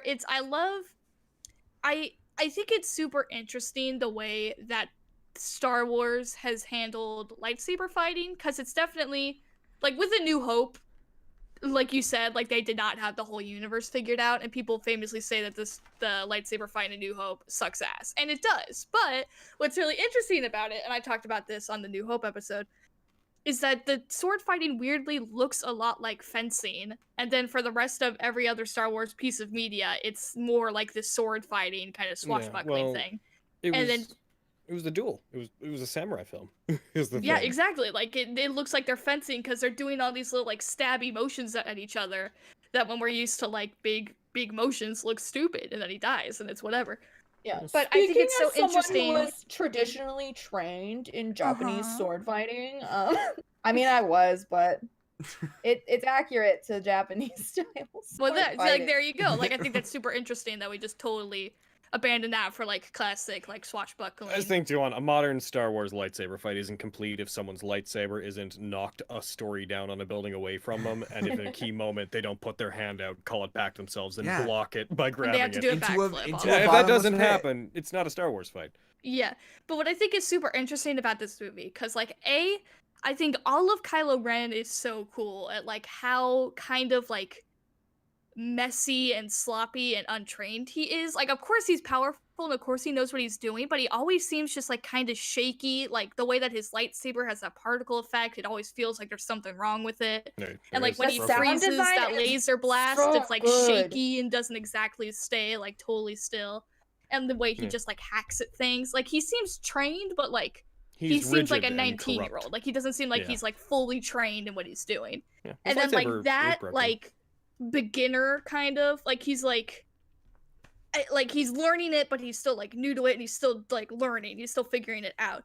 And then versus, I love the fight at the end between him and Finn and Rey, because I love these two people who have basically fucking never held a lightsaber before, and like how they use a lightsaber and how they fight with it with like literally no experience. I think it's so interesting and so fun, especially against someone who's like learning how to do it. It's very good. Yeah, I think a good analysis of Kylo and how he fights is again in The Last Jedi when he has his confrontation with Luke.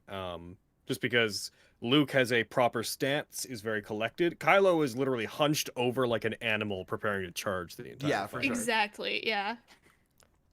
Because he's just angry because he's on the dark side. Couldn't even heckin' build a lightsaber that wasn't broke. Got a cracked kyber crystal in there. I think that this is my biggest hot take about this movie. I think this is perhaps the only movie I've ever seen With a screw in it. with a screw in it. No, this is perhaps the only movie I've ever The seen. Iron Giant. Bird, ever heard of it? Where it seems Giant screw in that guy. like, where it feels like Harrison Ford actually wants to be there. Oh yeah. Like, Harrison Ford is more dialed in this movie than I think I've ever seen him before. And I I've been think it's trying to because figure he out knows why. that he dies. I think it's because he knows he doesn't have to come back 100%. tomorrow. Yeah. No, that's 100% what it is. Like this is the ending he wanted for freaking Han Solo. He's always wanted this, and they gave it to him. He's like, I just have to do this movie, and then I can go home. Like, and Maybe then I'm that's- done. I love Right. this. That's why he agreed to do a 5th Indiana Jones movie, because they're just gonna kill him off. I love that when they asked him, like, when he was asked in interviews, what he thinks was going on with him in Rise. He was just like, I have no idea. Maybe I was dead. Like, were you a Force ghost? I don't care. Yeah. Because that's what's so funny to me, is that, like, Harrison Ford's the only person I know whose entire movie star persona is that he just looks miserable all the time. He just looks like he fucking hates his job and he doesn't want to be there, like, no matter what movie he's in, you know? It's when they hired him for A New Hope, he had like fully retired from acting and was like actively being a carpenter, and then he came onto A New Hope, and then he had to be a superstar for the rest of forever. So I think he kind of just like, I just want to be a fucking carpenter, you guys. I don't want to keep doing this. Which Like how I think, pragmatic he was. yeah, and I don't want to say that I think he literally is miserable and hates acting or whatever, because obviously if he really hated it, he wouldn't be doing it, or at least if he just needs money, I don't know. My hands are tied. I had to do Star Wars. But like, it's just funny that that's the energy he gives off. Like his cultivated movie star persona, he just feels fucking miserable in every single movie all the time. And American public loved it. They were like, "We love this. More Harrison Ford, please." Fewer fucks, Guy doesn't please. give a shit. Yeah. My takeaway is I think he really loves the work and really hates talking about it. Yeah, That's probably. really fair too. What do you guys think? I think we've talked about this before. What do you guys think about the Rathtars? Hate. Yeah, Hey. not into the Rathtars. What are the Raptors? They're What? the big Oh. roly-polies. Reptar! It's a Reptar. If it was Reptar, that would be great. From Rugrats. And I Can you figured imagine? out I because was like thinking of Reptar from Rugrats. the thing about the Rathtars is that they don't feel very Star Warsy in a way that I couldn't quite put my finger on Wait, until I sorry, realized. I'm so sorry. I What still part of do the not- movie are they This- in? Yeah, It's I the don't remember scene what they when- are. It's the scene when Han Solo first shows up and he's like, I got a bunch of Rathtars, and they're like, Rathtars? The And then tentacle two- boys. Yeah. The tentacle balls. Oh. The Okay, roly-poly Literally, tentacle I'm boys. gonna be honest. I literally skipped over the scene because nothing. Yeah, that important happened scene in that kind of scene. has no purpose. That's when they meet up with Han Solo and they're like on It's- the ship with the big monsters on it, and the two guys are like, "We're gonna get you, Han Solo," and then they don't. Like, It's, Yeah, it- and one of them is a racist one. it's a fun and games scene. It is there for action and excitement, and But- for not a lot else. I want to say the dudes with the circle faces, A+. Love those guys. I like when we go to hyperspace through that one monster. That's dope. That rules. No, but one of the things I want to say about the Rathtars is that I don't think in any other Star Wars movie we've ever had like an alien that doesn't have feet. Like, Or a monster Mhm. that's that fast. Like Right. Star Wars monsters are always Yeah. like pretty slow moving. because yeah, I think Yeah, that part even of the in the like design sequels- aesthetic of Star Unless they're Wars, like mounts. Unless they're like horse allegories. right? Yeah, like the lizard guys. Yeah. Or all of the stupid animals when they're trying to kill Obi-Wan and Anakin and Padme, all those stupid Right, yeah. But they still have bionicle They still got monsters. feet and they look like animals that could kind And of also, are exist you on calling Earth. that little rhino stupid? I am calling that little Excuse me? rhino stupid. I'm mainly calling the How saber-toothed tiger dare you. stupid because that thing was Yeah, stupid. the tiger is stupid, but that little rhino is not stupid. He's I love adorable. that little I don't think he rhino. needs You to be always here. call him a little rhino. He's very big. I know he's big, but his energy is lil. His energy's got He's got little LDE. energy. He's got little dick energy. Like Lil LRE. Sebastian. And then you've got that stupid, green, praying mantis mantis monster that literally looks like the evil lady from the third Bionicle movie. You know what I'm talking about? Yeah, I do know what you're talking about. Yeah, they're exactly the same. Put them next to each other, I cannot tell a difference, except one of them is like, I'm an evil lady. Okay. Where are we at? Rathars. They fly through a Rathtar. They go in the whole bar. thing- I bar's fun. I put my finger on it. What's bad about the prequels? This is the reason the prequels are bad, and there's no other reasons. This is the one. Okay, this is the one reason? Yes. There aren't any good bar guys in the prequels. And They go to the bar, hunt down the robot that tried to kill Pat. That fucking scene Yeah, with the worms. in you Attack of know. the Clones, they What a go to a sad bar. scene. There are no good guys. There's just people. It's literally just Right. people. Like I can't even think of any aliens that are in that Exactly. scene. Like New However- Hope, iconic bar guys. Nothing in Empire Strikes Back really as far as bar guys go. But then Return of the Jedi, you get Jabba's Palace, which has immaculate bar guys.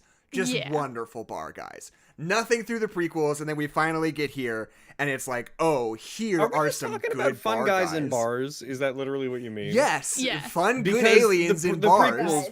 Because the prequels did give us my favorite bar scene from all of Star Wars, which is, would you like to buy some death sticks? Right. You want to But go he's home not and a rethink. he's not a good guy though. Yeah, Like, they- there's- And what There's about cool the big character guy who design. works at the diner and is friends with Obi-Wan? No. See, that's I true. don't That wanna is a rehash good this. guy. No. What's his no. name? Dexter Jetster. Elsie gets it. We've Fucking- already You don't had want to this sell me death conversation. sticks. I don't want to talk about the stupid diner Dexter that is Jetster. canonical in Star Wars. I don't want to talk about it again. The 50s themed diner. But there's the in Star good Wars. robot with the microphone mouth. There's that weird laughing guy that I really like. There's that dude, that like fuzzy guy with the weird breathing apparatus. Lots There's of the good bar microphone guys. face robot. Lots Yeah. of good bar guys. I'm sorry, Death Sticks guy will be always be the best bar That's guy to the me. guys. He is. I mean, He's I really don't. good. He's not a. You he's want not to go an home and alien, rethink your life? though. I want to go home and rethink my life. Yeah. But what if he was like? That What is if he good. was like a Anti-smoking. funny anteater man? Wouldn't Yeah. that make that 10 billion times better? It came with a good message. Yeah, tell What me if how he an had- alligator's gonna smoke a cigarette at Yeah. What if he had two butt cheeks on his face like Ponda Beba? And he blew Oh. smoke out of them because he's blowing smoke Yeah. That'd out be of your actually ass. pretty good. That'd be pretty good. See, Might it'd as be well better. CGI that ish. CGI that ish. Thank you, Ian. Dexter Jetster and his robot wife, who's a 50s diner. No. Waitress. She then turns into a different ship. That's I not the didn't Millennium forget Dexter Falcon. Jetster. I don't want to talk about Dexter He's Jetster. good. I could erase. I don't like it. He's We're got a allowed to mustache. disagree. He's got a mustache. Oh, I changed my mind. I love it now. We kind of moved on Good character from. design. Anyway, yeah, like Adeline was saying. Yeah. I forgot how we got here. I don't even fucking remember. But we Where have the bar are we? scene. It's very good. I would argue this is where the movie kind of like it slows down a little bit, and it's still fun and entertaining, especially that first time that you're watching it, because you're like, oh, what's gonna happen? But it definitely does slow down quite a bit, and kind of loses me a little bit. But then it gets me back. It definitely gets me back, especially when we're like fighting and stuff. So good. Anyway. I think But we kind of moved on from talking about the Death Star 2.0. This time it's even deathier, where it's actually 3.0. it's so It's true. it's so fucking scary. It's so effectively scary. Starkiller Base. Yeah, but Yeah, it because really it is. literally fucking obliterates 5 planets. The And that's fucking scary. And I wish it sucks The up fact the that it whole fires sun. through hyperspace is like It's a good bit. crazy. I just wish it had an actual effect on anything, because it Right. fucking obliterates 5 planets. And then we just like move the fuck on. I propose. Like, oh, and now I they're gonna blow propose to us up, that. and now we're scared. It's I like propose, as a matter of perspective, I propose to that in the original, all we kind of, when Alderaan got blown up, we know lots about it now from other movies and media. At the time, the only sad thing about that is that's where Leia lived. Well, right, Like- but I Leia feel was like that's sad, important. And Obi-Wan That's at least goes.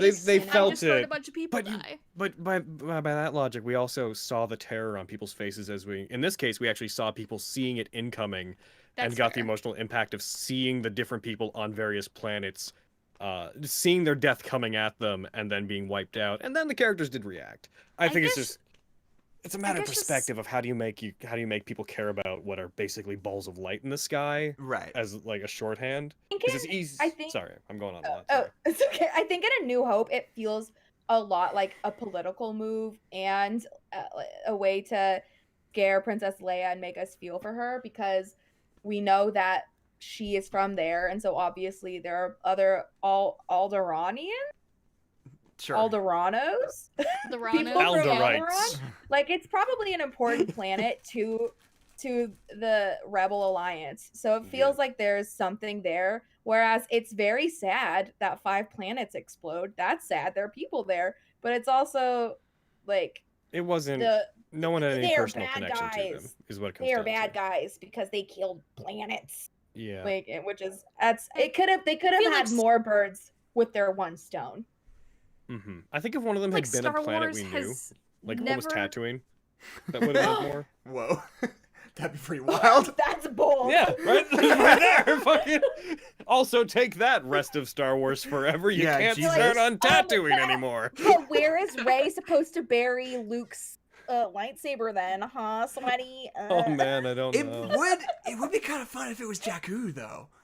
That would be Yeah, fun. that's what I was thinking. An equally sandy planet. Yeah, but it would be because they spend the first half of this Whoa. movie being like, "Oh, it's such a shithole over there. I fucking hate Jakku," and then the entire planet gets destroyed, and they're like, "Oh, I shouldn't have shit-talked Jakku so much. I didn't know how good I had it." I love the moment they reacted. We don't touch Tatooine, Logan. What the fuck? Get your No, damn that was hands off actually her. like it. I love that sandy planet. Uh, It's terrible, and everyone there is unhappy, and nothing there is good, and it is precious. Tell me where else you could get power converters, all right? 'Cause I only know about Tatooine power converters. So here is something that I have a slight issue with in this movie, which I think is kind of nitpicky and kind of granular, but I think just speaks to a larger thing, which is that, like, in this movie, it's set up that, like, you know, in the original movies, there was an oppressive fascist government that, like, a scrappy ragtag group of rebels are trying to defeat, right? And in the prequels, it's like, oh, this is like the rise of fascism. Yeah. And these sequels, the way they set it up is that it's a resistance. It is like the First Order is like this fascist political movement that's trying to take over. They are not already in power. They're like trying to take over the regular government that exists, right?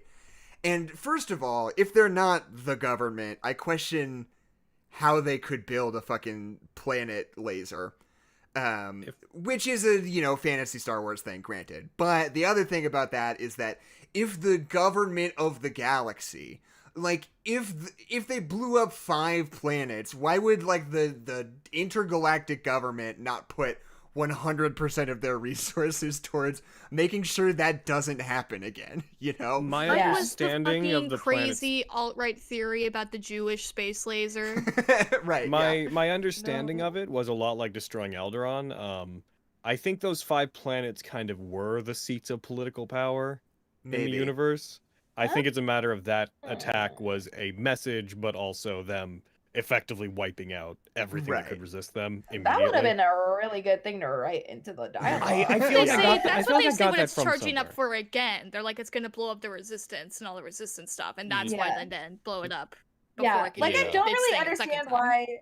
why Leia isn't, like, in charge of a real system instead of, like, we are fighting back against those bad exactly. guys. It, like, plays them as, Yeah. like, this scrappy, privatized, like, group of citizens, you know, and it's like, Why wouldn't this be the system? Like, you guys are in charge. Like, why? You won last time. Yeah. As for how Starkiller Base come into play, I think extended lore stuff proposes that it was already kind of being built and that it was so far removed from other systems that people just didn't notice it. Because like by the time of the game, by the time I was talking about the game I mentioned earlier, like this is the progress they had already made at that point. I sent a picture.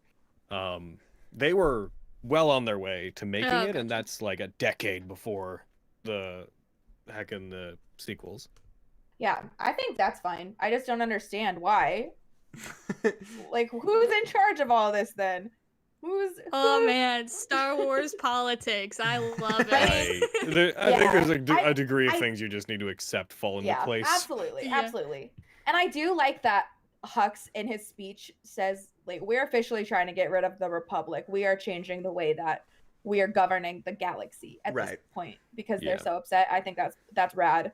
So, and it's usually not something I get into the nitpicks, but upon my 10th viewing of this movie, it whittled its way into my brain. Right. And because when you know, there's an argument to be made that it's like, oh, you know, if you look at like fucking, you know, 21st century America, it's like, oh, you know, these things, they're not military battles, they're ideological things, and they worm their way in. And when you're trying to fight fascism, you don't do it with the U.S. military, you do it among people, you know? Which is like, okay, but like, if QAnon blew up Los Angeles, it wiped Los Angeles off the face of the map, it would be like, this is a military enemy now. Yeah. You know? Well, it's a matter of the Nazis didn't exist until the Nazis existed. It's true.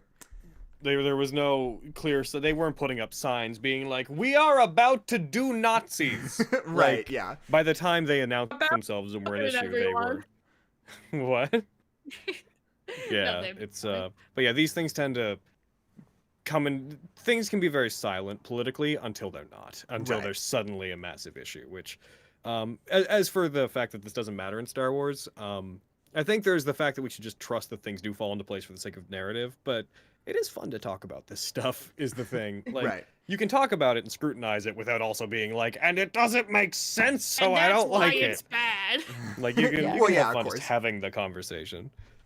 But yeah, I don't know. It's just, in Headquarter Production says it's also easy to sympathize with people against fascism, and I'm not arguing that the First Order should be the protagonist.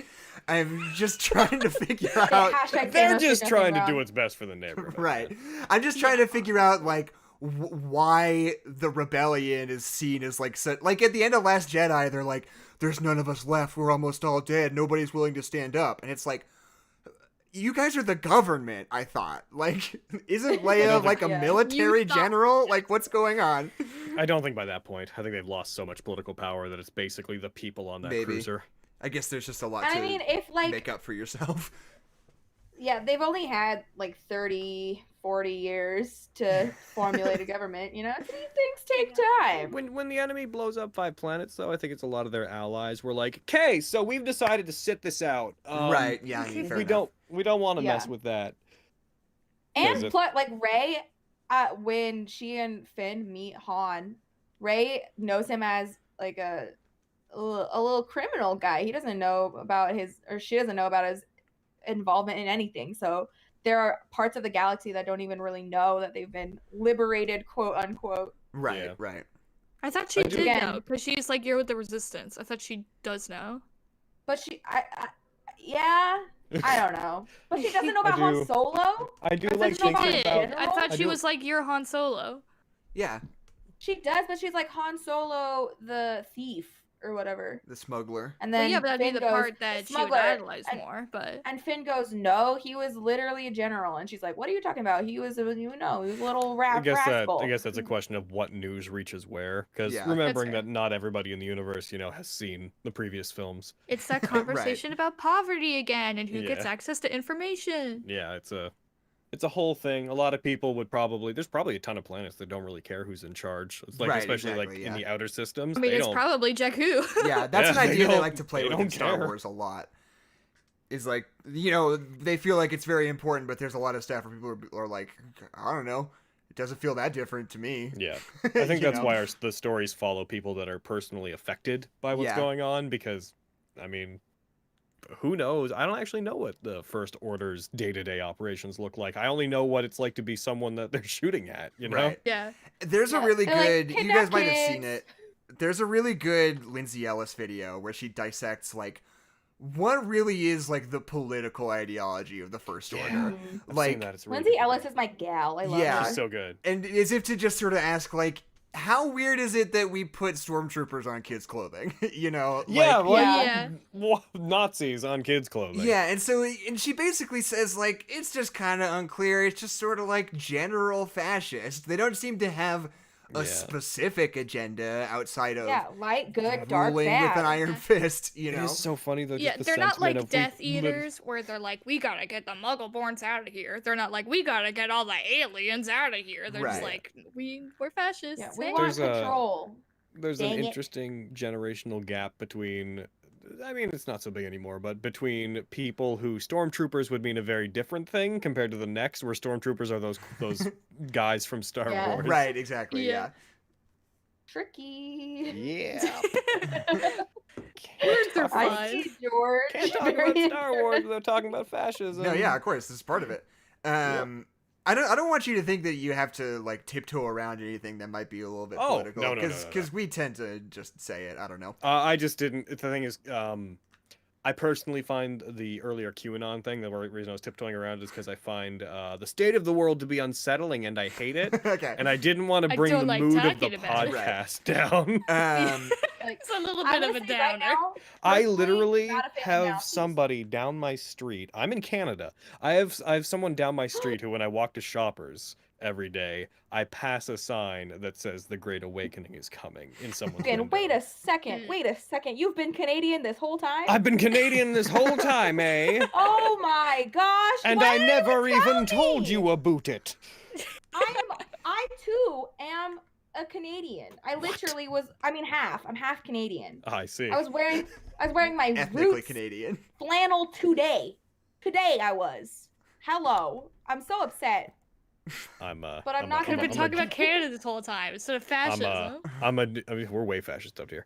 I am a decoy Canadian because my voice acting exploits have forced me to live in standard American, so people find it out, and I'm like, it's so Yeah. not interesting. Sorry.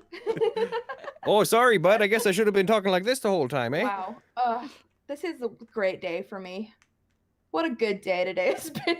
I love meeting So the Canadians. conversation we were having on fashion. Anyway, sorry. I Yeah. immediately go Irish. Fascism. I mean, I don't know if I have much else to say. I feel like I've exhausted like my notes on this movie. Besides that, like the lightsaber fight at the end is so fucking sick, So and fucking like good. the way they use the like practical lights that reflect on their faces is fucking So fucking good. gorgeous. The fucking blue and the red. Yeah, And the Uh-oh. sometimes like kind of so good. good. It's good stuff. And the snow and the blood in the snow. The blood in the snow. Fucking good.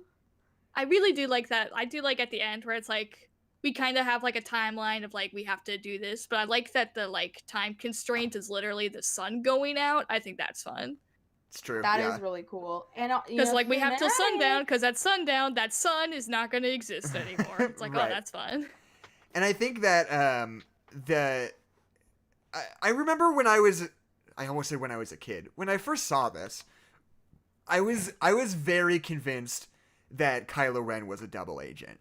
Because like the way that he talked to Han Solo, I was very sure that there was like a subtext there that was like him saying like, you know, like Han knows that he's a double agent and he's saying like, I have to kill you and I don't know if I have the strength to do that. And Han's like, it's okay, I accept that that's what has to happen for you to recover to not be blown or whatever.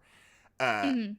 And that's what I thought for a really long time. But now when I listen to that dialogue, it feels so obvious to me that it's like, yeah, they're talking about different things is the thing. Like, Yeah. Yeah. The code was that they're not on the same page. Exactly. It's the yeah. world's worst I thought it miscommunication. was a conspiracy, but it's just like Han Solo's trying to get him to turn back to the good side, and he's just talking about how he knows that he's about to kill his dad, and he's, Yeah. you know, pretty Yeah. upset about But I it. do think, like, the whole point is, you know, that Han has faith in Ben. Yeah, no, and- absolutely. Yeah. So I never thought that it was like, ooh, he's gonna get him double the agent style. Yeah. It was just that like there's everlasting, unconditional love for your child. Right. No, I mean, I just think that's a factor of me being an 18-year-old who's like, oh, wait. Oh, yeah. And like just not Conspiracy. understanding the Maybe he's nuance looking for the of other the scene. side. Yeah. I've got you pegged, movie. I know what's going on. Oh shit! Oh fuck! Oh no! I Oh thought no! No! No! What's Oh happening? no! I could tell that Han Solo was gonna die. It was really predictable. Yeah, I saw it coming. Yeah, and it's just I saw everything coming in that movie. Can we talk about Traitor. how sad Chewbacca is in that scene, though? It's really Chewbacca gets real upsetting. sad. Yeah, fair enough. Because you know that Chewbacca and Ben Solo also grew up together, then Chewbacca that's just true. shoots him. It's I guess really we never sad. talk about the Yeah. relationship that Kylo Ren and Chewbacca must have. I wonder what that's like. That's the biggest problem with this trilogy. I'm staking my claim on this hill right now that the mistreatment of Chewbacca in this trilogy. They don't use him. They sideline him. Chewbacca, they give him a medal, which is stupid. That he doesn't need that. What he needs is someone to console him because 3 of his closest friends for 40 years die. He needs all within a therapy. few He years needs of each counseling. other. Who knows how long the lifespan of a Wookiee really is? The last shot Like, of he the just- last movie's him in a very New York apartment with a half-empty bottle of whiskey in his hand, leaned over on a couch, his hand in his face, just.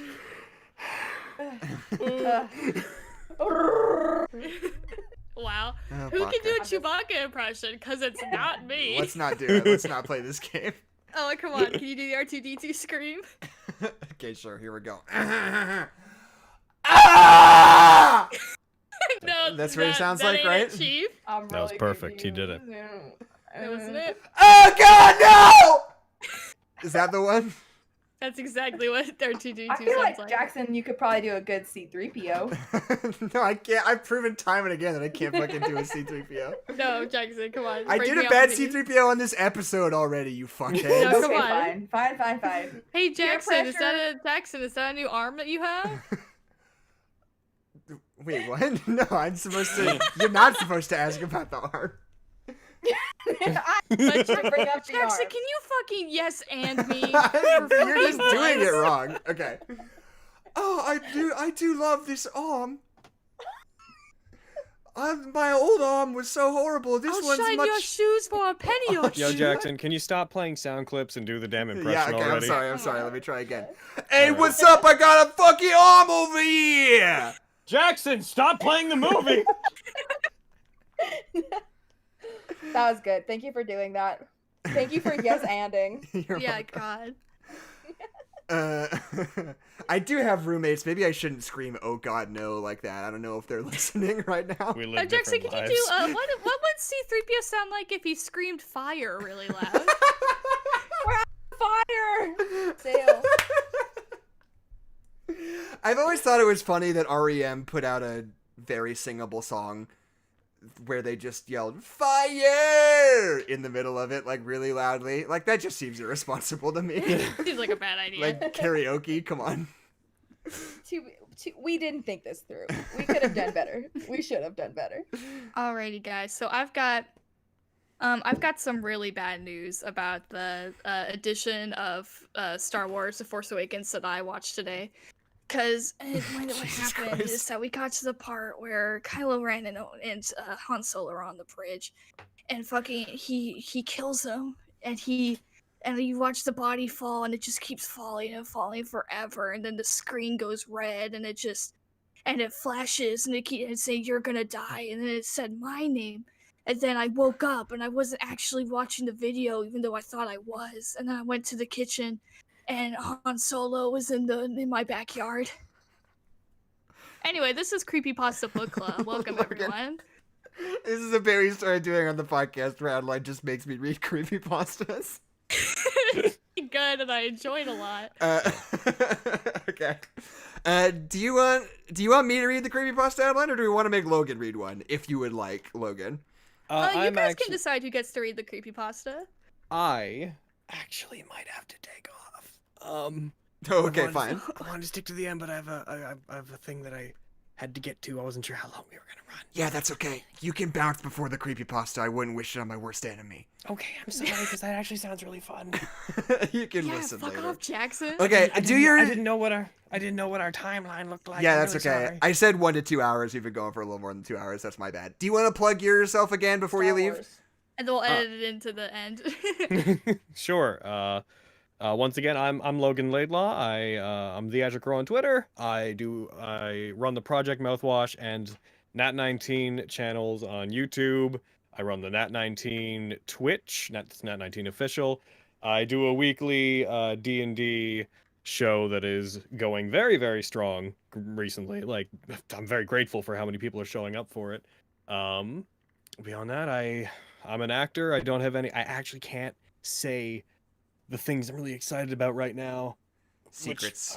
But you can guess in the comments. Secrets. I'm under some really heavy NDAs, but there's some stuff I really want to talk about. Logan, I've That- always had a let's saying, just which say- is secrets Let's just say hurt it rhymes someone. with. Never mind. I was Whatever. gonna say. We can't say what it is, but it rhymes with the Scare Bear. Oh, totally. The scare chair. Ever heard of Scare Bear reboot? Yeah, get excited. That's Get what excited. it is. Of a very Uh, popular 90s. Yeah, you can find me in those places, and also in the surprisingly unmentioned Find Us Alive Yes. STP podcast, in which I play Harley. Rarely Harley mentioned. Quinn. I've brought it I up a play couple of Harley. times. I don't know. Whatever. Okay. Thank you, Logan. We appreciate you coming by. Thank you. We'll see you It was later. very fun. See you guys. Have I'm fun talking about creepypastas. Jealous of your escape. Bye-bye! Hi. Okay, are you gonna send me a creepypasta, Adeline? I already did. It's you got it. Oh, okay. One moment. I have to. The audio gets a little bit choppy when I do anything more than just the bare minimum. So give me just a second. The audio might get a little clicky, a little crackly. Also, Headquarter Productions. I did bring Han Solo inside, and I did give him some chalky milk, and that he went his way home. Just so you know. Chalky milk sounds good right about now. Dude, Jackson, I've been having a real craving for strawberry milk, and I know you're gonna call me a psychopath when I say that, but like that would just go down so smooth. Strawberry milk blows. I feel like strawberry milk is good for 2 sips. Strawberry No, milk can. it's so fucking good. Strawberry milk can Chat, SYD. Strawberry milk is so good, please.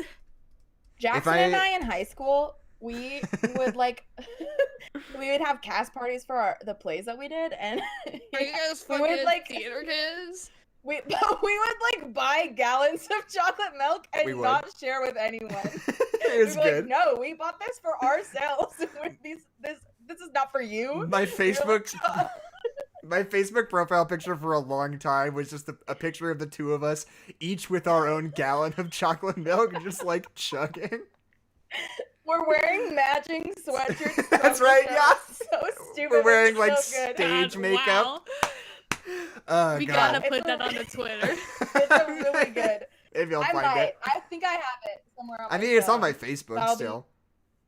That's true, but it's one of my fave picks. It's so I have good. it saved on my phone in case the world ends or something. Okay. Adeline, what's the name of this creepypasta? It's called Printer. Printer. Okay. It's right at the top there. Yeah, I had to copy and paste it into my Word document. 3:20 in the morning. The cold, pasty light of the computer monitor was splashed against the cheaply wallpapered walls of my dorm room, casting thick shadows that clawed at the corners of my eyes. The fingers Very gently thick in ran. here. The fingers gently ran across the keyboard in front of me. The biology paper was due for tomorrow, and I had foolishly decided to leave it until now. Desperate to finish, but equally desperate not to wake up my roommate, who was annoyed at me enough already. End of sentence. Okay, whatever. Same. I pressed on with the paper, eyes straining against the harsh text on the screen. I was About slipping. What? Don't fucking ask. I was Name a city. I was slipping into drowsiness when a clicking echoed through the room, jolting me awake like a gunshot. I turned around. I saw my printer was clicking. printing something out. What, Adeline? A clicking gunshot. Like very quiet in succession. you know how guns do, like, but like, it's a printer. I turned around and I saw my printer was printing something out.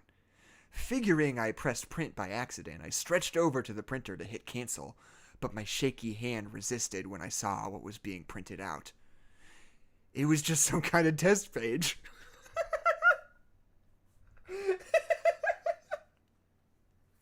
That's all. I just think that's really funny. My shaky hand hesitated when I saw what was being printed out.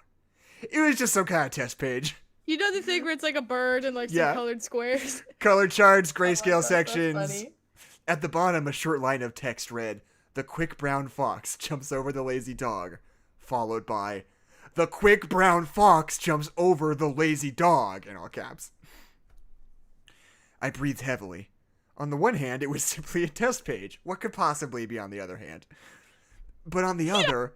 What's this guy talking about? But on the other, it was a waste of valuable ink and paper. I placed it down True. again and tried to press on with the essay. So far, this creepypasta is my printer printed out the normal test page.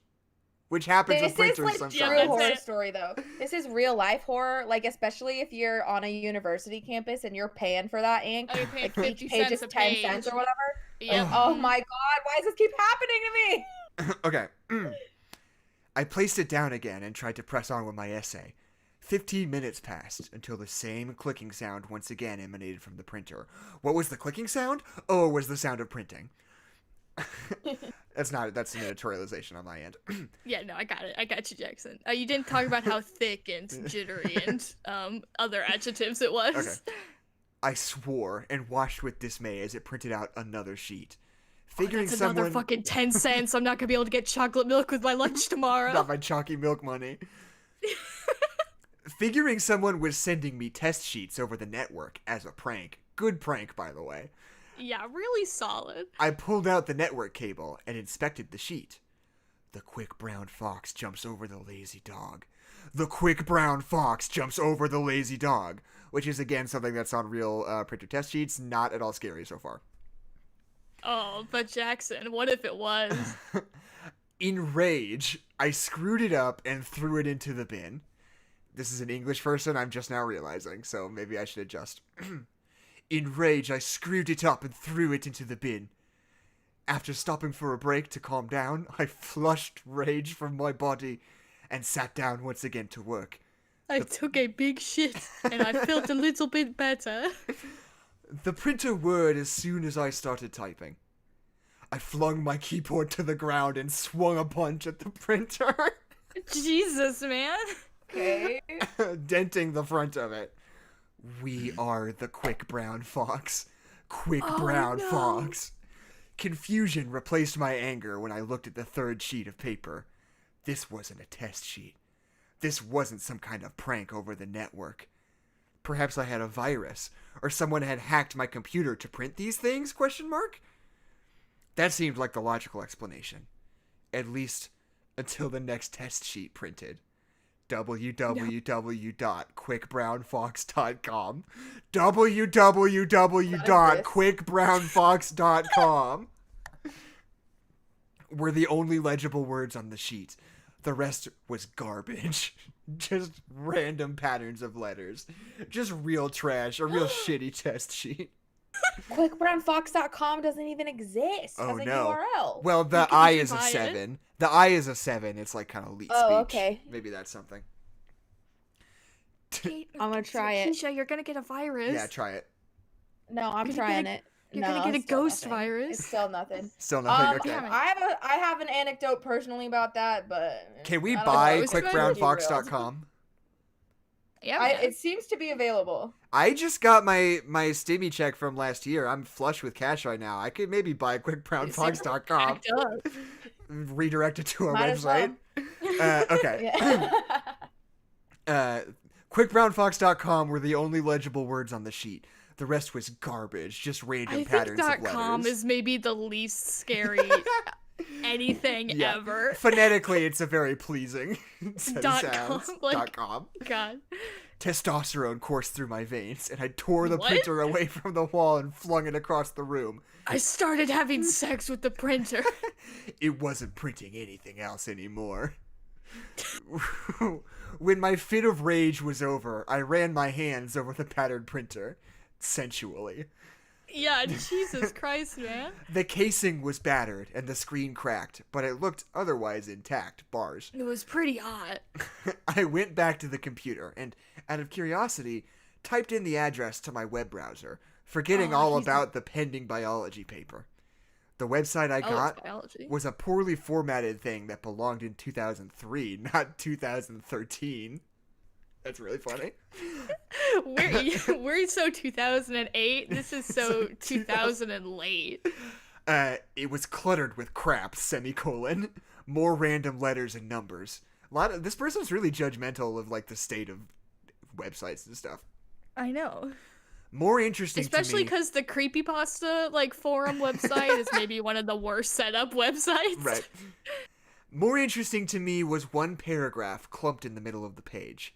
It read, "And so shall the armies of Satan emerge from the pit and devour the earth and make war upon unto God. Let us be joyful, for the reign of the tyrants is at an end. When the blood of the one man shall not tell, when the blood of the one man shall not tell, we are the quick brown fox." To me, it seemed like some kind of religious fanatic bullshit. I didn't care how they got in my printer anymore. I was bored. My hand moved from my mouse to exit the page when I spotted a video. I played it just to see what it was like. Just to see how it felt, you know? Just to see what it might be like to watch a video. This was a mistake. I should not have done that. It was shaky camera footage of a roadside in the late afternoon. The cameraman wasn't visible, obviously, because he was the cameraman. But I could see the corner. That was me saying that. Excuse me? Okay, wait, hold on. The cameraman wasn't visible, but I could see the corner of his car. He walks over to a bundle of something by the side of the road. As it gets closer, I see it's a dead fox, probably hit by a car. The man's hand Not extends. that quick of a fox. Oh, a pretty slow fox if you ask me, zing. Not quick enough.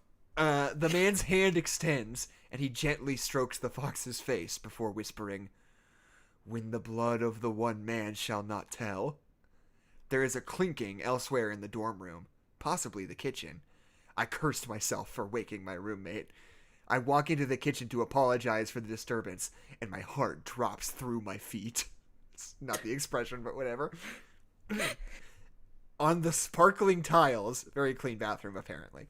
Yeah, this college student. On the sparkling tiles is the fox from the video, stretched out crucifixion style in front of me.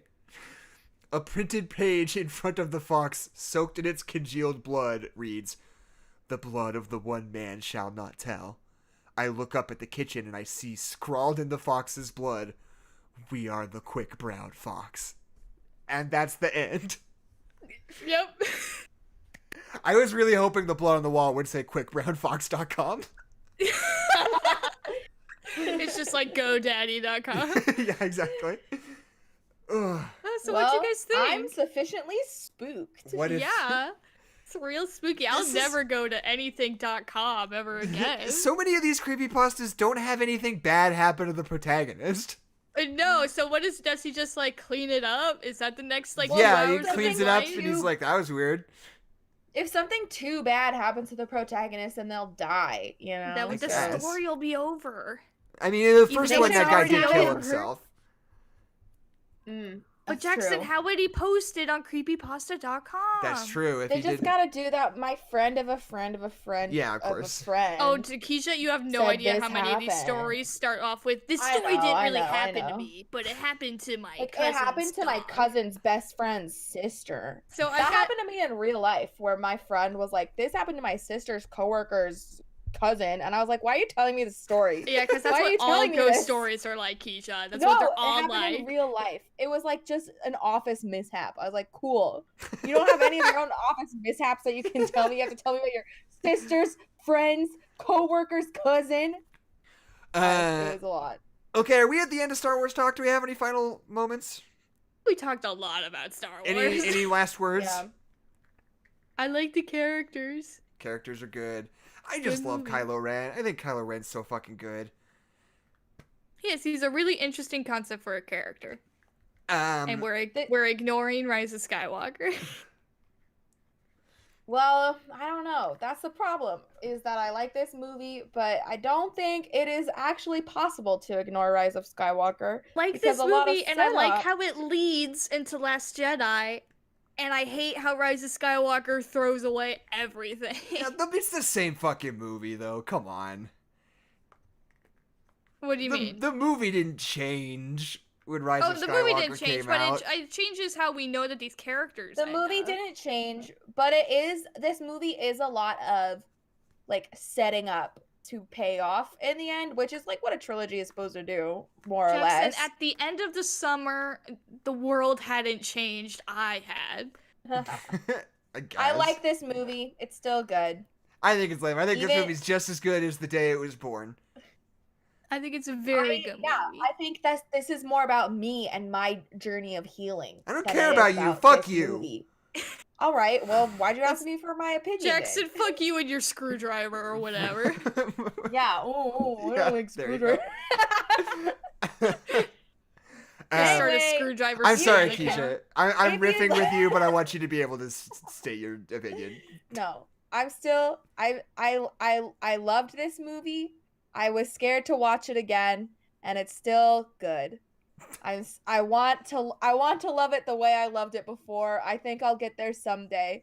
But I haven't watched any of the new, like, the sequels since Rise of Skywalker came out. So Right. it was nice to come back to it.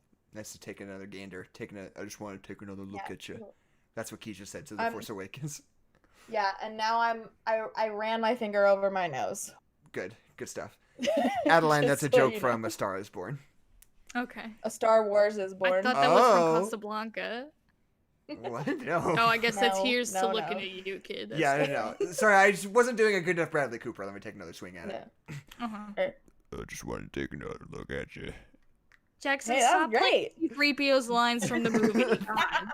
That's what he sounds like in that movie. Anyway, so do you guys want to hear a 1-star review of Star Wars Episode 7, The Force Awakens? I kind of don't, but I will. do. I want to know. So, I this wanna hear. is from Letterboxd.com, and this person says, if you were born after 1980, you obviously will find this the greatest Star Wars film of all. The rest of us know otherwise.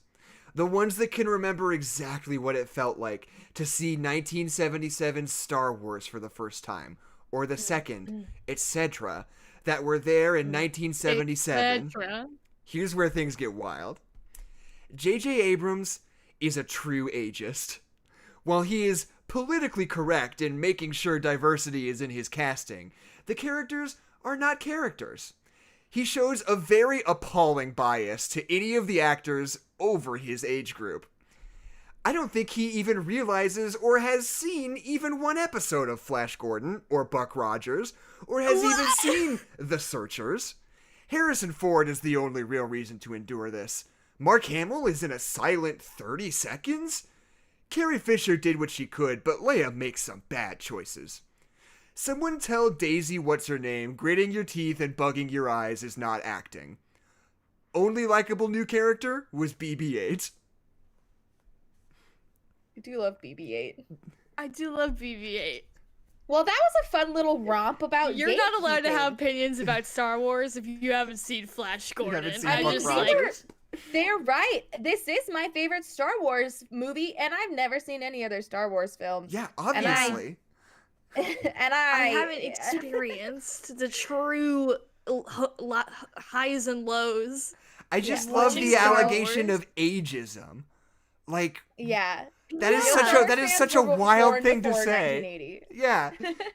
There's so many movies with like no people over the age of 40 with them, and this movie that has like A older bunch? people very much being Yeah. main characters. Like this is the It's like- opposite of ageism. Carrie Yeah. Fisher, The point- an older woman, gets to be a main character. You know who are the Yeah, like a real huge oppressed backbone of minority? this movie. The real huge- oppressed huge- minority are actors who were in blockbuster movies in the 70s. Yeah. Yeah. Yeah. Like, this movie is so intergenerational. There are very few intergenerational blockbusters out there, and it's literally built on being intergenerational. Very interesting. Anna Good says take. the epic highs and lows of Flash Gordon and Buck Rogers in the Twitch chat, which is funny. Thank you, Anna. Okay, cool. So anyway, my name is Jackson McMurray. My name is Adeline Skywalker.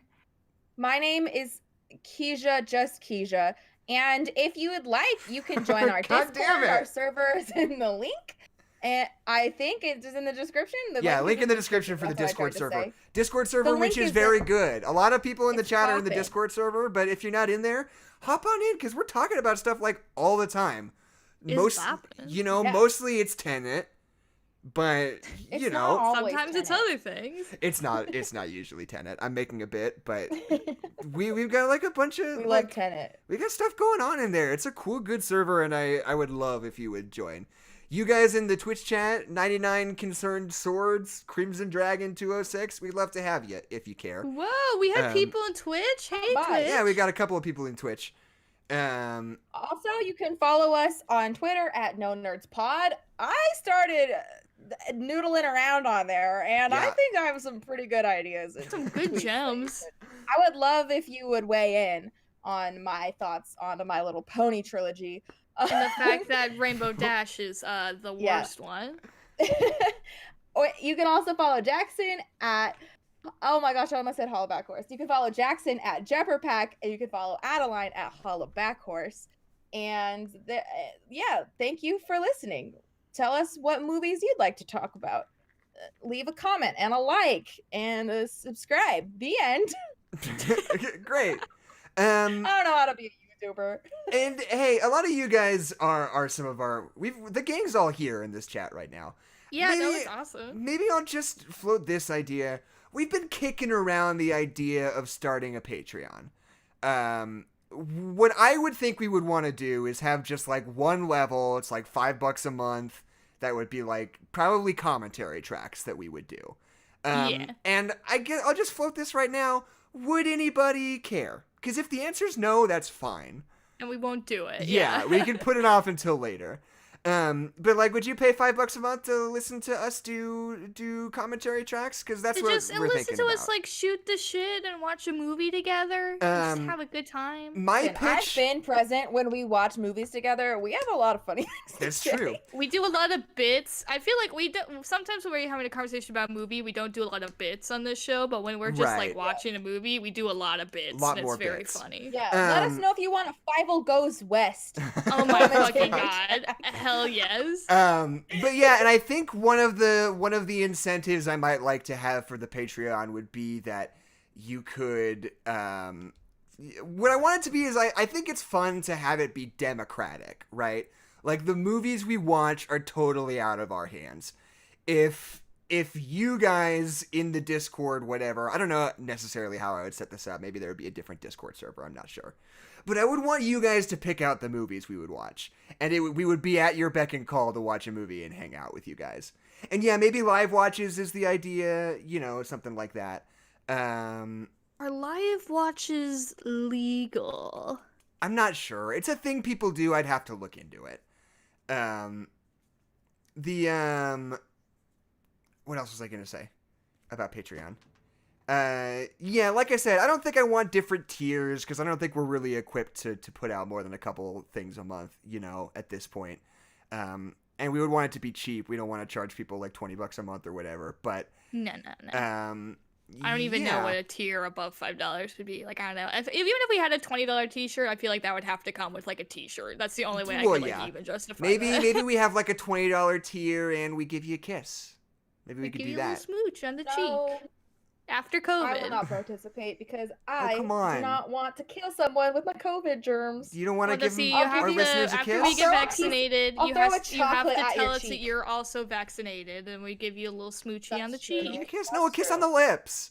No, Jackson. Jackson! With On the tongue. cheek. We're gonna kill people! We're wholesome. Nobody wants your spit in their mouth. I want it to be a sensual kiss. Jackson, you live in the same house as your girlfriend. Why? What does that have to do with it? You can sensually kiss her. There was one other thing I wanted to bring up about Kisses. about kisses. No, about the Patreon. There was one other thing.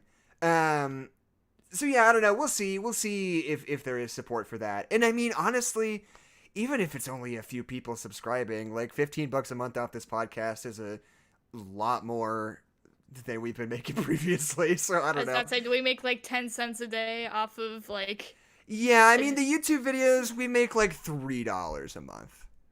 Oh fuck yeah, dude! You so- could get some chalky milk with that. Yeah, we can get a chalky milk fund. Ooh. Maybe Yeah, that's the $20 fund our like chalky tier. milk. We send you some chalky milk.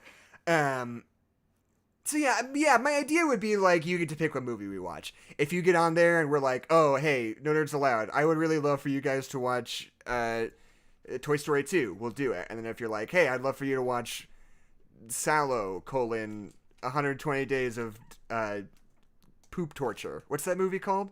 I don't fucking know, The dog. really fucked up one. Yeah, 107 days later. With the poop. 127 days No, later. it's not that one. It's like a foreign art movie. 124 days later. It's just a movie about people getting tortured for like 120 days, and it's like 3 hours long, and it's like very famous as like a fucked up movie, and there's a lot of poop in it. And if you want us to watch that, we'll do it. We'll do a live No. commentary track of 120 Days of Poop Torture or whatever that movie's called. Jackson. That's what I want for this. Not that specifically, Okay. but I want it to be I whatever do the think it's listeners nice about want. that is that if you're like, I want us to watch Ponyo, be like, great. We'd be like, oh, we've already done Ponyo. But it's like, yeah, but we'll probably say something different this time. You know? Exactly, yeah. You could do repeats. Or even, you know what would be funny? I think even if we've done commentaries before, you can make us watch movies multiple times. I think that would be Yeah, fun. exactly. Like, if it were just like a bit that we have to watch fucking... I don't know. I can't say a Ponyo. movie because that's going to become the bit instantly and I don't want to doom it. But Just if the watch listeners Ponyo, just like, want 12 times. to keep going back in for Spirited Away, maybe that's the bit. Okay. Yes, Cadence looks sad. Maybe it's because I'm talking about poop torture too much. That'll do it. How... We're done, right? Yes? Yeah. Some interest in Patreon, little Our interest guest in poop left torture. hours ago. Wait, Ian brought up something very important. We have to do the Bionicle Bionicles? movies. Yeah, maybe. Maybe that just goes on the main feed, though. I don't know. Yeah, no, that's premium content. That comes. Nah, that's the opposite premium content. Everybody coming for gets free. that. I Yeah, will yeah, email yeah. that to you. That's a public service. Yeah. Okay, cool. Thank you guys so much. We got good viewership today, and I really appreciate it. And I'll just shout out everybody: Headquarter Productions, Alcy, Kay, Dylan, Ian. There was somebody else earlier that I thought was new. Maybe I was imagining that. But everybody in the Twitch chat: Crimson Dragon, 99 Concerned Swords. There is somebody. Elin dropped in for like half a second. Yeah, yeah. Elin was Love there. that Elin was guy. listening. He's gonna be on our Last Jedi episode eventually. That poor man. And Oh, T.S. Gooding T.S. showed up for a Gooding. second. That's what I just saw it at the same time you were. Yeah, thank you guys. We really Tabby was appreciate there it. for a second. Yeah, Tabby popped in. That's it. That's it. Cool. Okay, thank you guys. And oh yeah, we gotta do a Tenet commentary. That is Yeah. rule number 1. Oh, also, Super Mario 3D World. Oh yes, we're gonna probably stream that soon. With just Adeline and I playing Super Mario 3D World on the YouTube channel and Twitch. We're very excited about that. Yeah, 'cause it's the best Mario game. Because it's the best game ever been made. And Keisha, you can too. It's a 4-player game. If you wanted to buy, do you have a Twitch? I don't. I want Oh. one though. I think I might just buy one for Okay. myself. Yeah, I mean, it doesn't hurt your feelings that we're doing it without you, does it? Tell No, the it's listeners if it never hurts hurt your my- feelings. I will say right now, we are a group of friends who will play video games, and I have never once felt bad being left out of them because I am bad at video games. So yeah, that's coming sometime in the near future, maybe as soon as like sometime this weekend. We'll probably play Super Mario 3D World. That's it. I'm done. I'm done wrapping up. I'm gonna stop doing it now. done. Thank you guys. We love you very much, and pay me $20 and I'll give you a kiss. And that's all. Thank you.